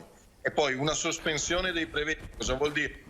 Io ho investito, ho fatto ricerca e adesso mi trovo nelle condizioni di non poter averlo in esclusiva. Mi sembrerebbe alquanto balzana questa questa ipotesi. Credo molto più che la comunità internazionale, che probabilmente ha capito che fino a che non si vaccina l'ultima persona dell'ultimo remoto villaggio indiano, cioè dell'India, non si debella questo problema nemmeno per le diciamo così, civiltà più evolute. E quindi è vero, ha ragione Villanova qua straordinariamente, scherzo ovviamente, che sia più utile e anche più immediato che le comunità che più hanno, in un esempio di solidarietà, comprino per quelle comunità che non hanno. Ma non è solo solidarietà, è anche mero egoismo, perché è ovvio, come ho detto prima, che se non si debella questo problema a livello mondiale, noi continueremo a spendere risorse su risorse per cercare di contrastarlo. Invece credo che con una vaccinazione di massa mondiale riusciremo ad ottenere risultati diversi, che non passa attraverso la liberalizzazione dei brevetti, ma attraverso invece quello che anche Villanova giustamente afferma, e cioè alla possibilità di dare a tutti i vaccini. Mi sarei aspettato questo dal Papa in realtà, e io sì mi permetto di commentare quello che dice il Papa, perché credo che il Papa goda del mio massimo rispetto e sia una figura che merita rispetto, però credo che siano commentabili anche le sue frasi, visto che parla di cose che attingono alla vita di tutti i cittadini e anche magari attingono a una parte di politica e di economia di cui chi fa politica deve occuparsi. Quindi credo che anche Papa Bergoglio, debitamente consigliato, potrebbe virare sulla posizione Villanova rispetto a questo tema. Questo è un endorsement notevole. Qualcuno vuole replicare prima di passare a un altro tema su questa questione dei vaccini, della liberalizzazione? Mi pare di no.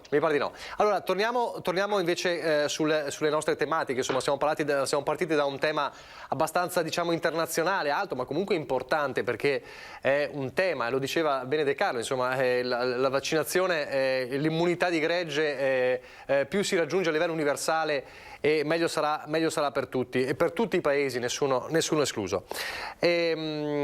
Coprifuoco, parametri, fasce. Siamo arrivati a un punto in cui il governo prossima settimana dovrà decidere come cambiare come cambiare queste modalità che a tutti paiono ormai vecchie o da cambiare. Ripartiamo proprio da De Carlo e quindi ripartiamo dal giro che poi proseguirà con Zorzi e Villanova. Si riuscirà ad avere lo slittamento del coprifuoco più avanti o addirittura l'abolizione? Adesso al pressing di Salvini si è aggiunto anche a quanto pare il Movimento 5 Stelle o almeno Di Maio, e a cambiare, come chiedono i governatori, anche i parametri delle fasce. Tanto per intenderci, in questi giorni si è temuto un ritorno in arancione del Veneto per la questione R-Conti. Siamo rimasti invece nel giallo, ma è una richiesta dei governatori, tutti, non solo di Zaia, di cambiare i parametri, di non essere legati solo all'R-Conti. De Carlo, cosa cambierà qualcosa secondo lei in questi prossimi giorni? Beh, intanto il buon Dio ci sta mandando un ottimo clima e quindi un aumento delle temperature che sono molto più efficaci di qualsiasi provvedimento che qualsiasi governo possa prendere. E quindi non saranno i politici, anche in questo caso come l'anno scorso, a fare in modo che ci si liberi da questa oppressione anticostituzionale, di queste forti limitazioni della libertà senza evidenza scientifica, perché io ricordo a tutti che non esiste nessuna evidenza scientifica rispetto al fatto che il coprifuoco sia utile. Quindi quando qualcuno mi produrrà un'evidenza scientifica a suo sostegno, io continuerò a dirò che ho sbagliato e che quindi andava tenuto. In realtà, se si concentrano, se si limitano le ore nelle quali la popolazione si può muovere, è evidente che la popolazione in qualche maniera aumenterà per metro quadro nelle ore in cui può farlo. Quindi allargando anche la possibilità di movimento si diluisce la densità di popolazione in un determinato punto.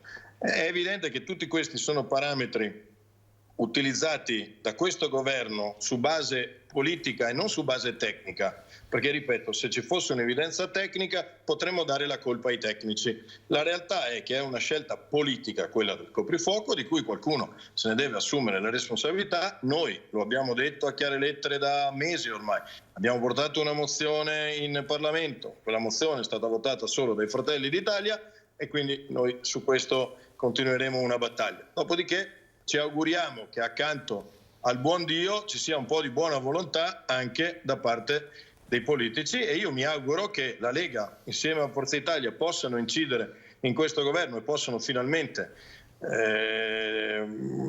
far tornare sui propri passi quei ministri che magari sono più reticenti a farlo, riescano a dare un segnale che tanto aspettiamo, che è quello della revoca del coprifuoco. Io tifo per la Lega e tifo per Forza Italia anche in questa occasione.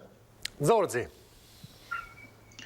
Ma il sistema a fasce è un sistema che per la seconda ondata ha permesso quantomeno di superare le contrapposizioni tra il governo centrale e le regioni. Questo è un dato di fatto che difficilmente può essere contestato, e quindi credo che sia un sistema che debba continuare proprio per evitare di ritrovarci come nella prima ondata con un continuo braccio di ferro tra il governo di Roma e le singole regioni. Quindi andiamo avanti, secondo me credo che sia anche un po' l'indicazione che è stata data dal governo Draghi di andare avanti con questo sistema. Riguardo ai criteri, credo che sia necessario senz'altro poterli aggiornare così come era già stato detto a suo tempo, nel senso che non sono scritti sulla pietra, vanno aggiornati in relazione a quello che è anche l'andamento epidemiologico dell'emergenza. In questo momento vediamo, sia pure in lontananza, una luce in fondo al tunnel, grazie soprattutto non tanto al clima quanto alla poderosa campagna di vaccinazioni che sta avendo i livelli auspicati delle 500.000 dosi al giorno. Quindi credo che questo sia senz'altro un passo da compiere, cioè quello di aggiornare i criteri cercando comunque di tenere gli automatismi, nel senso che è evidente che se in una regione il livello di contagi inizia a aumentare sulla base di una serie di dimensioni di incidenza che saranno, appunto, ripeto, eventualmente da aggiornare, da rimodulare, è chiaro che quella regione deve adottare delle misure restrittive per evitare che poi i contagi aumentino, con tutte poi le conseguenze su pressione ospedaliera, decessi e quant'altro. Quindi cerchiamo di lavorare in questi termini con un grande spirito collaborativo, così come anche sul coprifuoco. Ci sono paesi dell'Unione Europea, penso alla Gran Bretagna di Boris Johnson, quindi insomma governata da un esponente di una forza politica assolutamente a me non vicina, che ha dato dimostrazione che un coprifuoco abbastanza, direi anzi molto più stringente rispetto al nostro in termini di orari, e un lockdown altrettanto più stringente rispetto al nostro in termini di orari, ha permesso poi, con una forte campagna di vaccinazione, di portare il paese ad un ritorno alla normalità.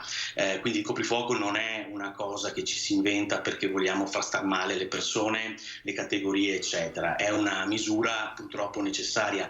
Anche banalmente spostarlo di un'ora, dalle 22 alle 23, vuol dire per esempio ai ristoratori, una delle categorie più colpite da questa pandemia senz'altro, di concedere un secondo turno nei propri ristoranti. Perfetto. Questo però vuol dire anche al tempo stesso aumentare il movimento di persone in giro nei locali, e quindi capite che bisogna trovare il giusto equilibrio di fronte a queste situazioni. Non è semplice, però il lavoro che sta facendo il governo Draghi mi sembra che vada proprio nella direzione di adottare misure che siano in coerenza con quello che è il quadro di evoluzione dell'epidemia. Villanova, dice Zorzi, anche lo spostamento di un'ora va gestito per quanto riguarda il coprifuoco, mentre la Lega lo chiede da tempo, se non addirittura di abolirlo. Sì, lo chiediamo da tempo perché in una situazione di contagi in calo, una situazione dove l'occupazione ospedaliera sta migliorando sensibilmente, anche se con un ritmo non così veloce come ci saremmo aspettati, sicuramente garantire un'ora o 2 ore di spostamento in più alla popolazione può essere sicuramente utile anche per tornare a una vita più o meno normale. Questo bisogna dire, e soprattutto può dare una grandissima mano agli operatori della ristorazione o comunque anche agli operatori del turismo, perché ricordiamoci che dal 15 maggio parte la stagione turistica nel nostro paese, e ricordo che il turismo ricopre circa il 13% del PIL italiano, quindi sicuramente non ci possiamo permettere di perdere un'altra stagione dopo aver perso la stagione invernale. Detto questo, bisogna avere tanto buon senso, perché io prima sentivo le parole di De Carlo, sì è vero, andiamo verso la bella stagione, verso il caldo, che in teoria potrebbe dare una mano, però ricordiamo che in Brasile e in India, dove comunque hanno avuto una bella stagione, hanno avuto delle ondate pandemiche che hanno fatto veramente decine di migliaia di morti, quindi ci auguriamo tutti che l'emergenza abbia un andamento simile a quello dell'anno scorso, dove praticamente da maggio in poi si è arrestato e è andata praticamente sparendo durante il periodo estivo, però nessuno può dire cosa succederà nelle prossime settimane, quindi serve tanto buonsenso, serve sicuramente da far ripartire il lavoro, far ripartire quella che è la possibilità anche di vivere dei nostri concittadini, però dobbiamo farlo con delle attenzioni. La Lega su questo, da quando è al governo, ha iniziato una battaglia per fare in modo che il coprifuoco venga quantomeno allungato e che ci sia la possibilità di mangiare all'interno dei ristoranti. Questo non vuol dire liberi tutti, si può fare tavolate da 20 persone, però penso far tavolate da 4 persone, rispettando come faranno sicuramente i nostri ristoratori, che si erano già adeguati prima di venire chiusi, adeguando le distanze tra i tavoli, mettendo in sicurezza quelli che sono i locali, dando tutte le precauzioni che servono per far mangiare in tranquillità e in sicurezza i propri avventori. Ecco, se si rispettano tutte queste norme, penso si possa tornare tranquillamente a breve anche a mangiare all'interno dei ristoranti, dando la possibilità ai ristoratori anche di montagna della zona di De Carlo di poter tornare a lavorare tranquillamente, cosa che adesso indubbiamente con queste temperature non succede. Ci vuole molta attenzione sia dal punto di vista di quello che è il rispetto della situazione sanitaria, che quindi non può permettere liberi tutti, ma sicuramente ci vuole molta attenzione anche proprio per l'aspetto sociale ed economico, perché non ci possiamo più permettere di avere spostamenti di bilancio per i ristori che dopo fanno fatica ad arrivare o arrivano in maniera sicuramente non come servirebbero, perché effettivamente l'unico ristoro che può arrivare in questo periodo è quello di far lavorare le categorie che sono state più penalizzate, dalle possibilità di lavorare, di riaprire e concedere i plateatici più ampi ai bar, ai ristoranti, in modo che possano avere più coperti, e questo sicuramente penso sia l'unica soluzione che c'è in questo periodo. Ma lei è fiducioso che questo cambiamento possa esserci, perché il tira e molla c'è stato da tempo sulla questione coprifuoco ed è sempre rimasta insomma la linea delle 22? Ma io credo di sì, credo che nel giro di una settimana, 10 giorni, qualche decisione sul coprifuoco arriverà, perché sono i dati sanitari che adesso non giustificano più delle chiusure anticipate dei locali, o che perlomeno non danno più questa esigenza di chiudere tutti in casa dopo le 10 di sera. È logico che bisogna monitorare attentamente quelli che sono i dati, ma siccome le chiusure sono state basate proprio su queste evidenze scientifiche, e quindi abbiamo avuto le fasce, ci sono stati messi dei parametri e si sono rispettati questi parametri per chiedere le chiusure o per praticare le chiusure dei locali. Visto che i dati adesso sono in miglioramento, si devono usare gli stessi dati, quindi abbiamo delle evidenze che le occupazioni ospedaliere stanno diminuendo, la situazione sanitaria sta migliorando, e quindi penso sia logico andare verso una fase di riapertura.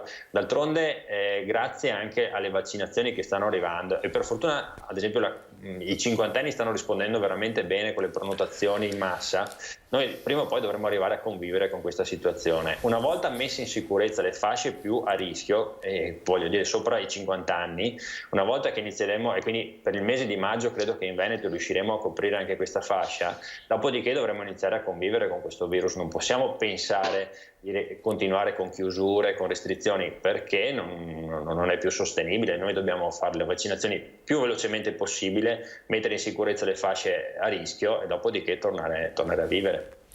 Poi bisognerà gestire tutto un altro settore, che è quello delle vaccinazioni eventuali in vacanza. Ne parlavamo prima con gli operatori turistici, è un tema importante perché ci saranno persone che dovranno fare la seconda dose e saranno in periodo estivo, e quindi dovrà essere garantita la possibilità di poter fare le vaccinazioni anche in spiaggia o in altre località turistiche. De Carlo, questa è un'altra partita molto importante per evitare quell'incertezza nel settore turistico che ci diceva prima Federico Capraro di Ascom Confcommercio Treviso, un turismo che vedrà certo una ripartenza ma lentissima. Beh, guarda, dobbiamo cominciare a convivere con il virus e con gli strumenti che avremo a disposizione, i vaccini su tutti, ma spero anche le cure preventive, perché credo che ci stiamo parlando molto sui vaccini e sulle cure preventive. Anche sulle cure La sentiamo un po' a tratti. Sì, adesso la sentiamo meglio. Bene.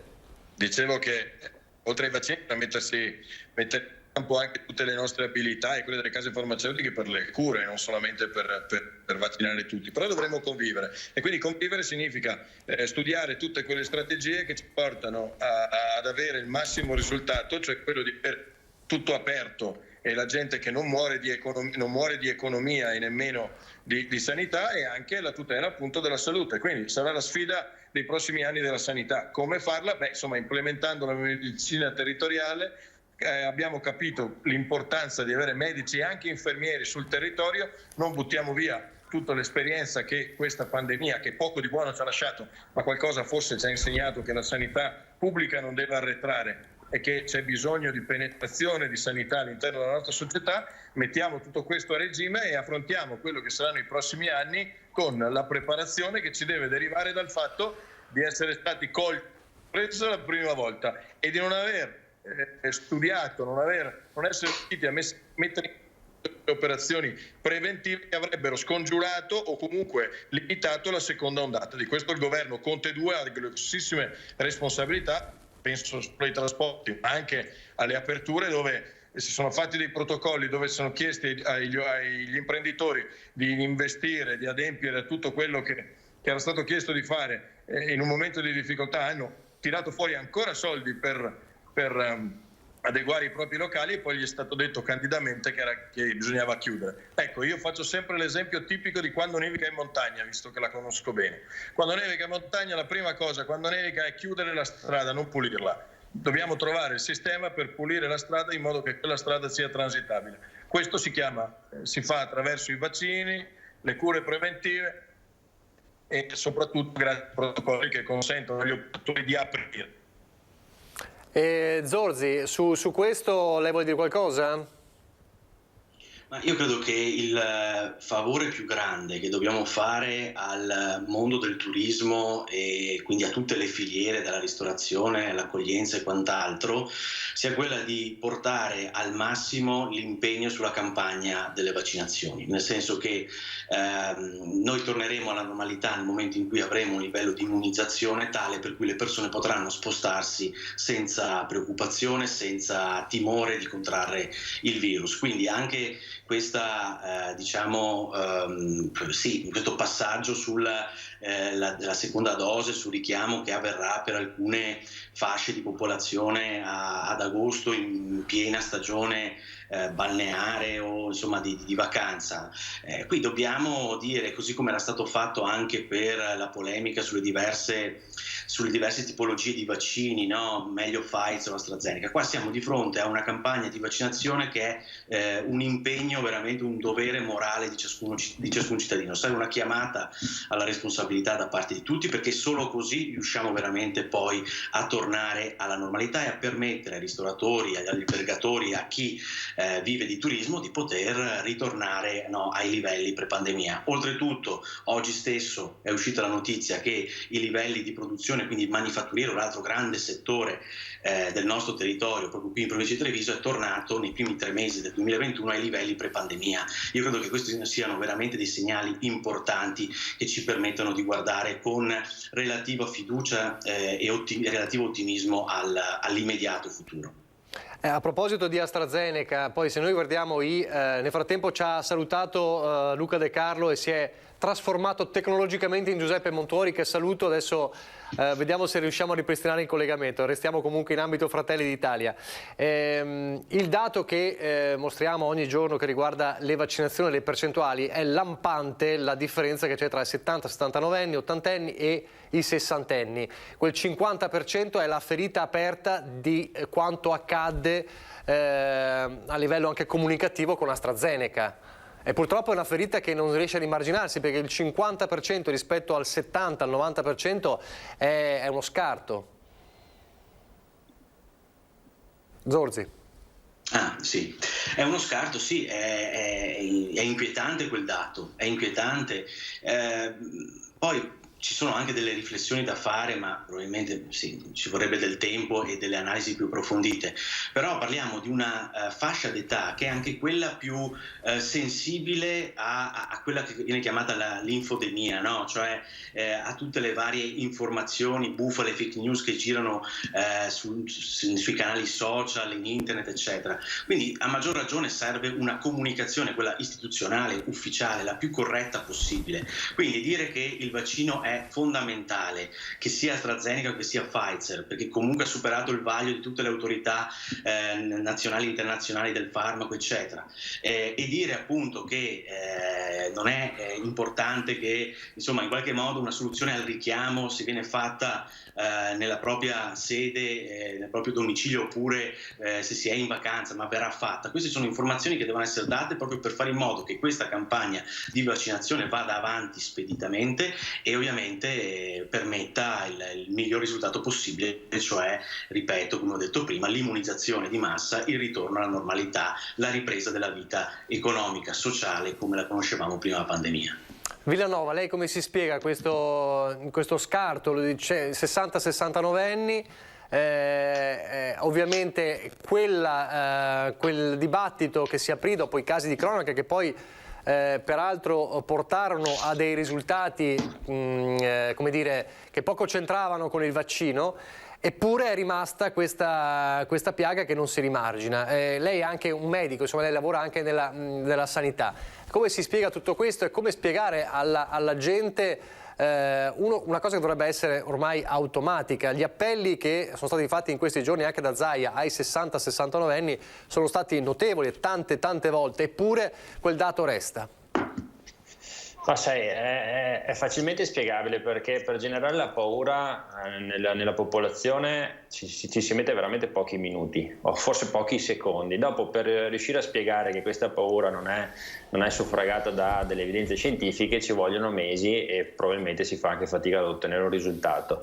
Allora, sicuramente in questa emergenza che stiamo vivendo da 15-16 mesi, ormai abbiamo perso il conto, sono stati fatti errori da parte di tutte le categorie, ma se mi posso permettere anche da parte dell'informazione sono stati fatti diversi errori. Perché come si può paragonare un rischio legato alla vaccinazione, che è più o meno di un caso di reazione avversa grave su 1 milione di vaccini effettuati, rispetto a quello che è il rischio di contrarre il Covid, dove la mortalità è circa 1 su 100. In alcune situazioni siamo arrivati al 2-2,5%, quindi su 100 persone che prendono il Covid in alcune situazioni si arriva ad un morto, mentre chi fa il vaccino ce n'è 1 su 1 milione, quindi stiamo veramente parlando di 2 ordini di grandezza completamente diversi. Detto questo, dopo, se però c'è un bombardamento sui social e quindi probabilmente la fascia dei 60enni è più sensibile a quelle che sono informazioni che arrivano sui social, che arrivano attraverso queste bufale che girano e hanno dimostrato insomma di essere più sensibili e di non correre alla vaccinazione. È anche vero che più ci abbassiamo con le fasce d'età, più probabilmente staremo a vedere una differente percezione del rischio, e questo probabilmente porterà meno persone o delle percentuali maggiori a non prenotarsi per la vaccinazione.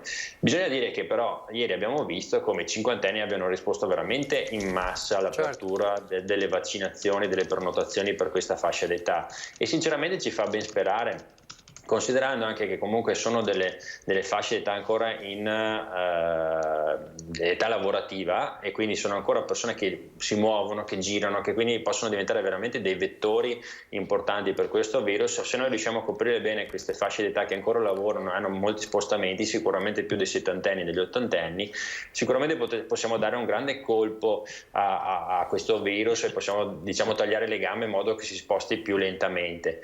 Se dopo, quando probabilmente verso fine mese, perché adesso consideriamo ci sono 800.000 cinquantenni da vaccinare, quindi a un ritmo di 40-45.000 vaccinazioni ci metteremo circa una ventina di giorni. Per fine mese immagino si aprirà per i quarantenni, se non prima. Quando andremo a coprire anche quella fascia sicuramente vedremo gli effetti. Secondo me avremo quell'effetto che abbiamo potuto misurare sulla situazione in Israele, quando abbiamo raggiunto il 50% di vaccinazioni con la prima dose. Già lì si è iniziato a vedere un crollo verticale di quelli che erano i contagi e un ritorno alla vita normale, e questo sinceramente ce lo auguriamo tutti, perché sarebbe veramente un qualcosa che ci fa vedere la luce, ma in maniera importante, alla fine del tunnel. Saluto intanto Giuseppe Montuori, buongiorno. Buongiorno. Fratelli d'Italia, Buongiorno. eccoci. Allora, ripartiremo da lei subito dopo la pubblicità.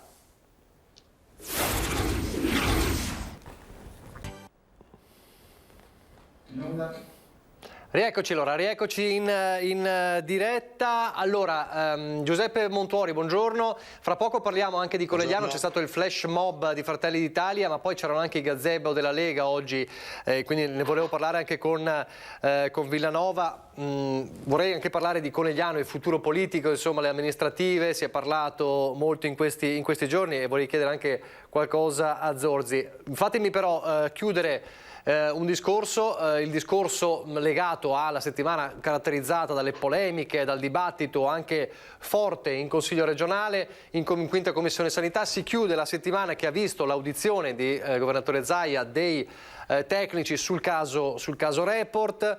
Allora, se ne è discusso a lungo. Montuori, cosa resta di questa settimana di forti polemiche?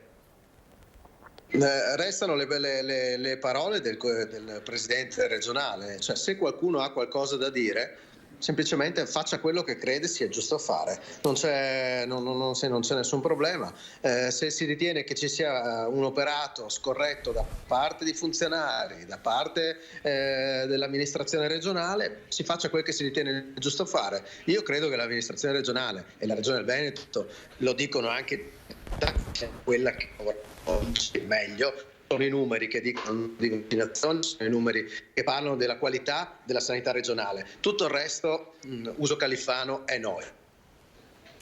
Zorzi.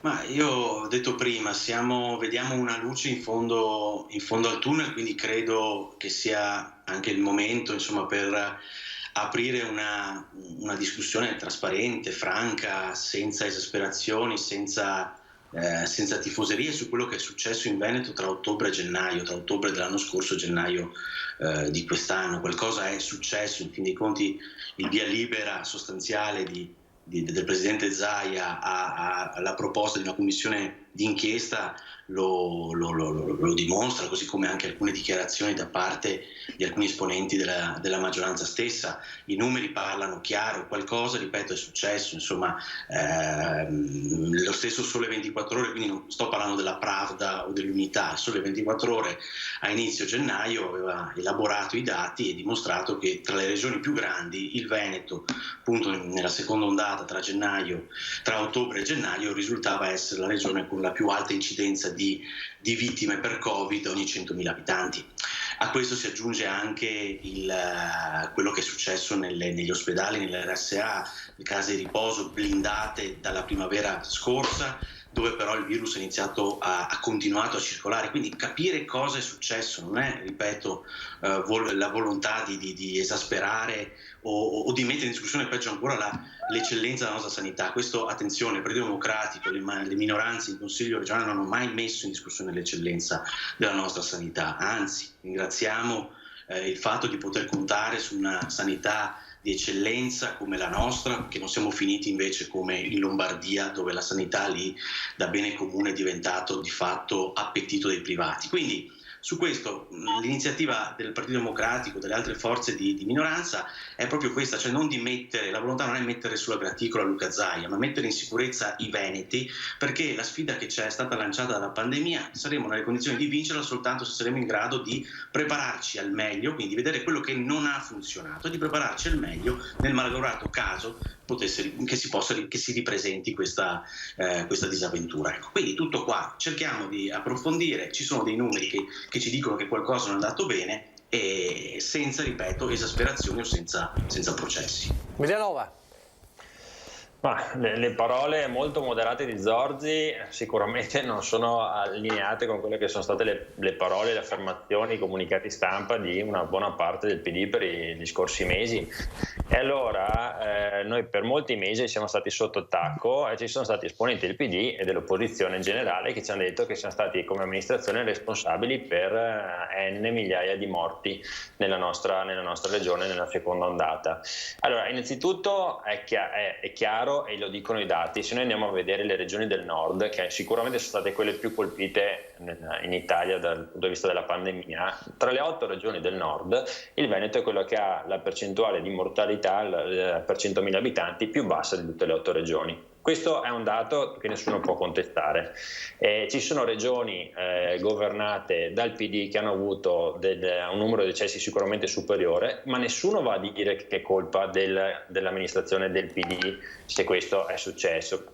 Questo siamo tutti ormai, è chiaro per tutti ormai che questo virus colpisce ad ondate, a macchia di leopardo, è imprevedibile e può colpire in maniera differenziata nel tempo. Noi ad esempio la terza ondata l'abbiamo vissuta, nonostante questa emergenza, nonostante tutto quanto, l'abbiamo vissuta in maniera sicuramente meno impegnativa rispetto a quella che è l'Emilia Romagna, dove il sistema è andato in crisi, tant'è vero che ci hanno chiesto anche dei posti di terapia intensiva dove spostare i loro pazienti.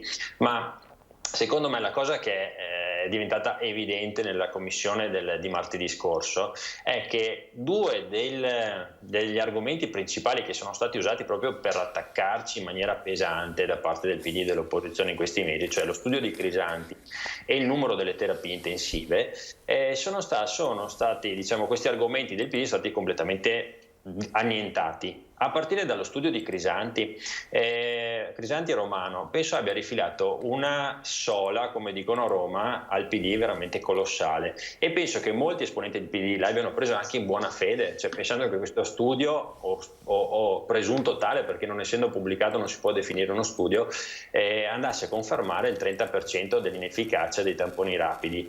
Ecco, io sono andato a prendermi lo studio, l'ho fatto vedere in aula, c'è una tabella dove è scritto nero su bianco che su 1441 pazienti testati con il test antigenico rapido e il molecolare, 1421 hanno avuto lo stesso risultato i due test, quindi sono sovrapponibili. Il 98,6% dei test rapidi dà lo stesso risultato dei molecolari.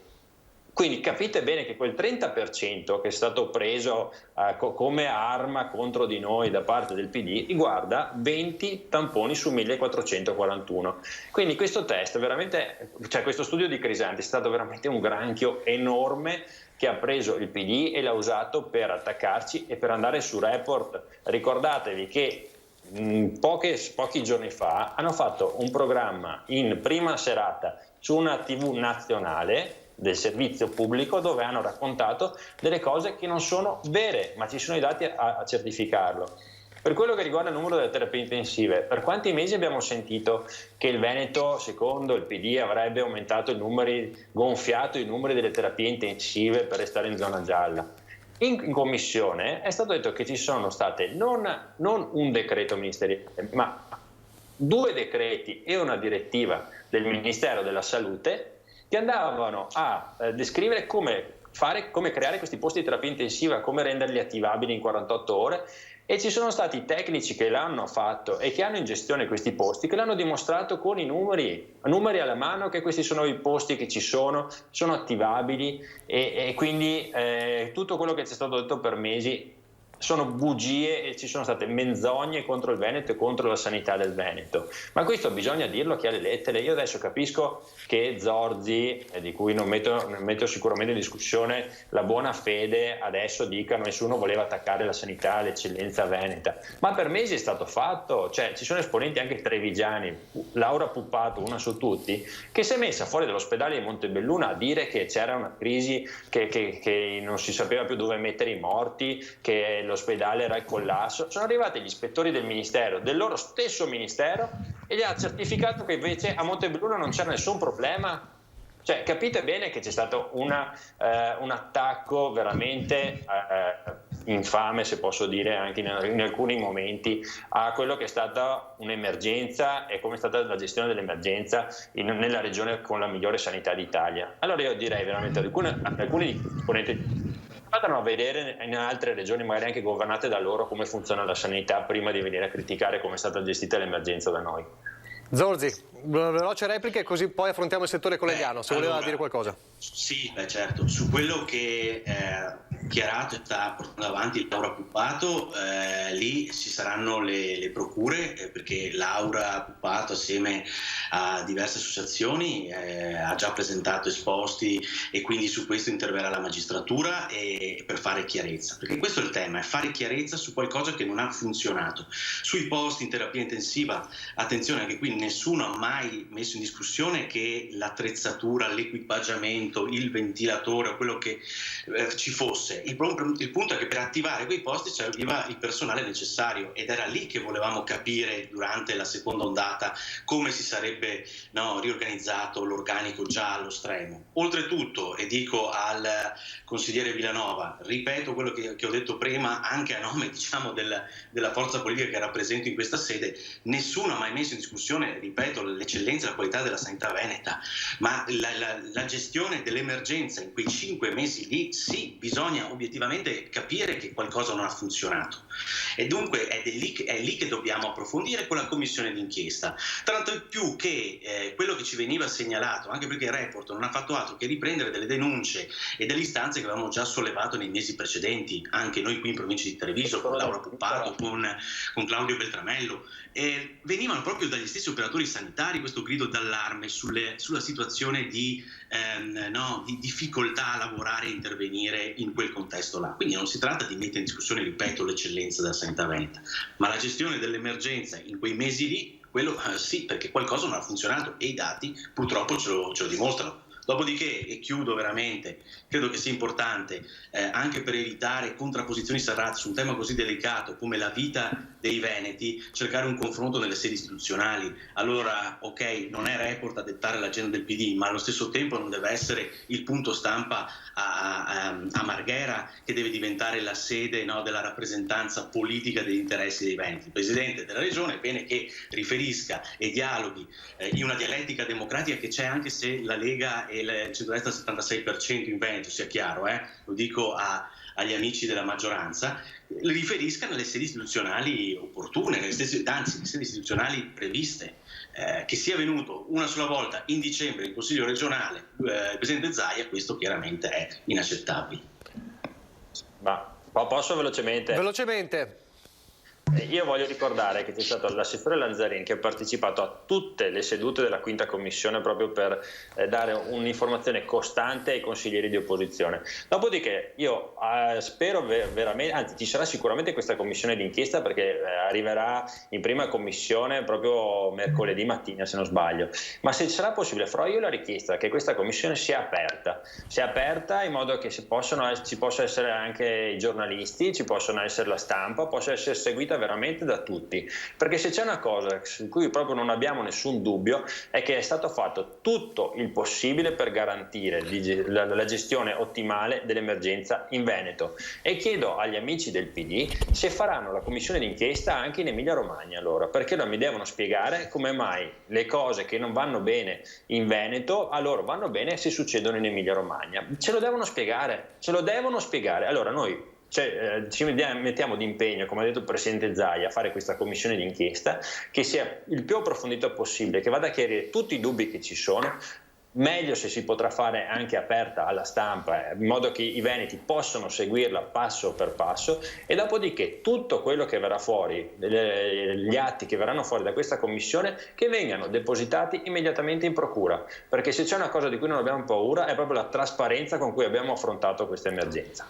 Allora, consentitemi di andare da Giuseppe Montuori, a meno che Zorzi non volesse replicare ancora, ma abbiamo pochi minuti. Allora, oggi c'è stato stamattina un flash mob di Fratelli d'Italia sul caso del pestaggio di Piazza Cima, che è stato, insomma, che continua ad essere un po' a riecheggiare anche come immagini, davvero, che ha un po' sconvolto la città. Tutto questo in un clima anche di strategia per il futuro, per le amministrative. L'altro giorno Tajani a Conegliano ha detto il candidato del centrodestra è Chies. Allora volevo chiedere a Montuori e Villanova, e poi chiedo anche a Zorzi, questa blindatura dell'ex sindaco Chies, se vi va bene, se non vi va bene. Montuori.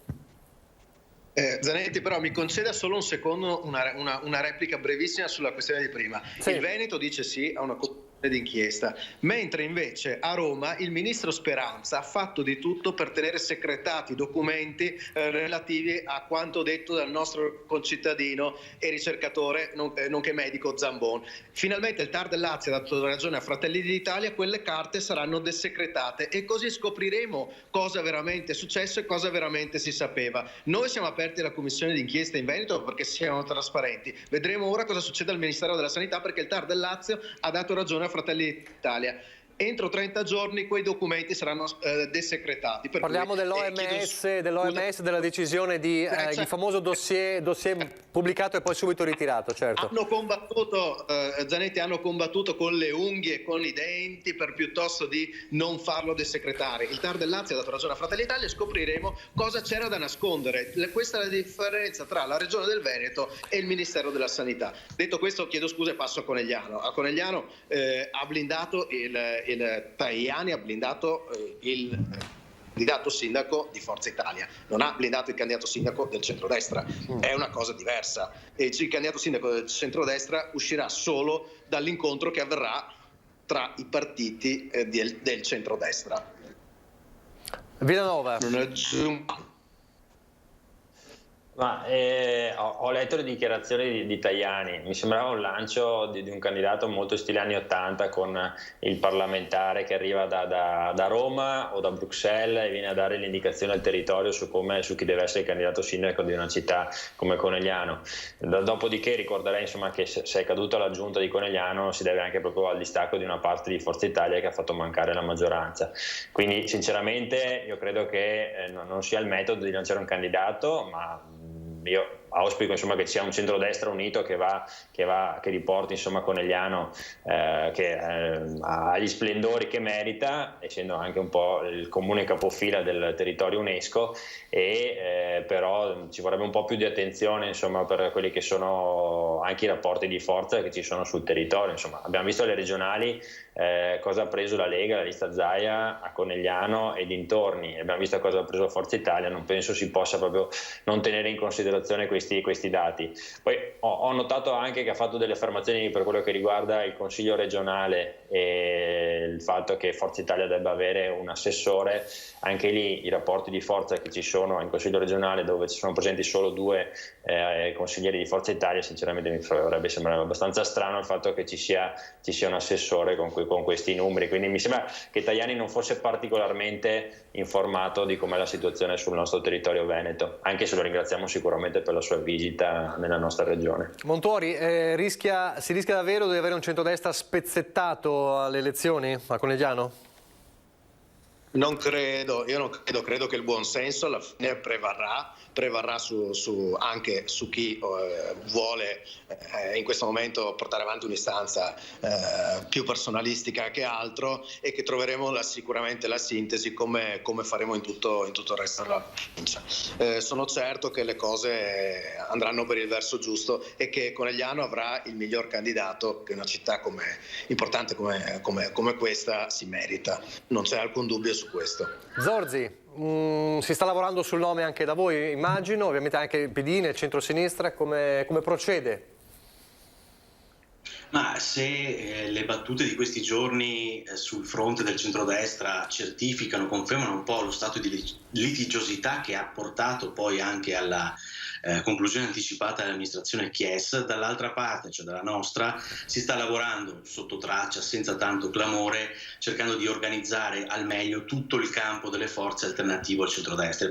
Quando intendo dire tutto il campo alternativo, intendo dire proprio una serie di forze, di gruppi più o meno organizzati di Conegliano che stanno lavorando assieme proprio per presentare una proposta unitaria e alternativa. Vediamo adesso il lavoro anche dal punto di vista programmatico dei gruppi tematici, i gruppi di lavoro che si stanno animando un po' la discussione. Naturalmente sul fronte del candidato sindaco c'è piena autonomia da parte delle assegnata ovviamente alle nostre strutture territoriali, ma c'è anche una coalizione Noi per Conegliano che che si sta consolidando, quindi è bene che la riflessione la sviluppino lì dentro. Abbiamo senz'altro figure competenti, figure con esperienza, gente che potrebbe benissimo assumere questo ruolo ed essere all'altezza della sfida. Benissimo, io vi ringrazio, mancano pochi secondi, grazie Alberto Villanova, grazie a Giuseppe Montuori, grazie a Giovanni Zorzi, buona domenica allora, grazie per essere stati con noi, grazie anche a voi per averci seguito, stasera 18:30 come sempre il TG del Veneto, arrivederci.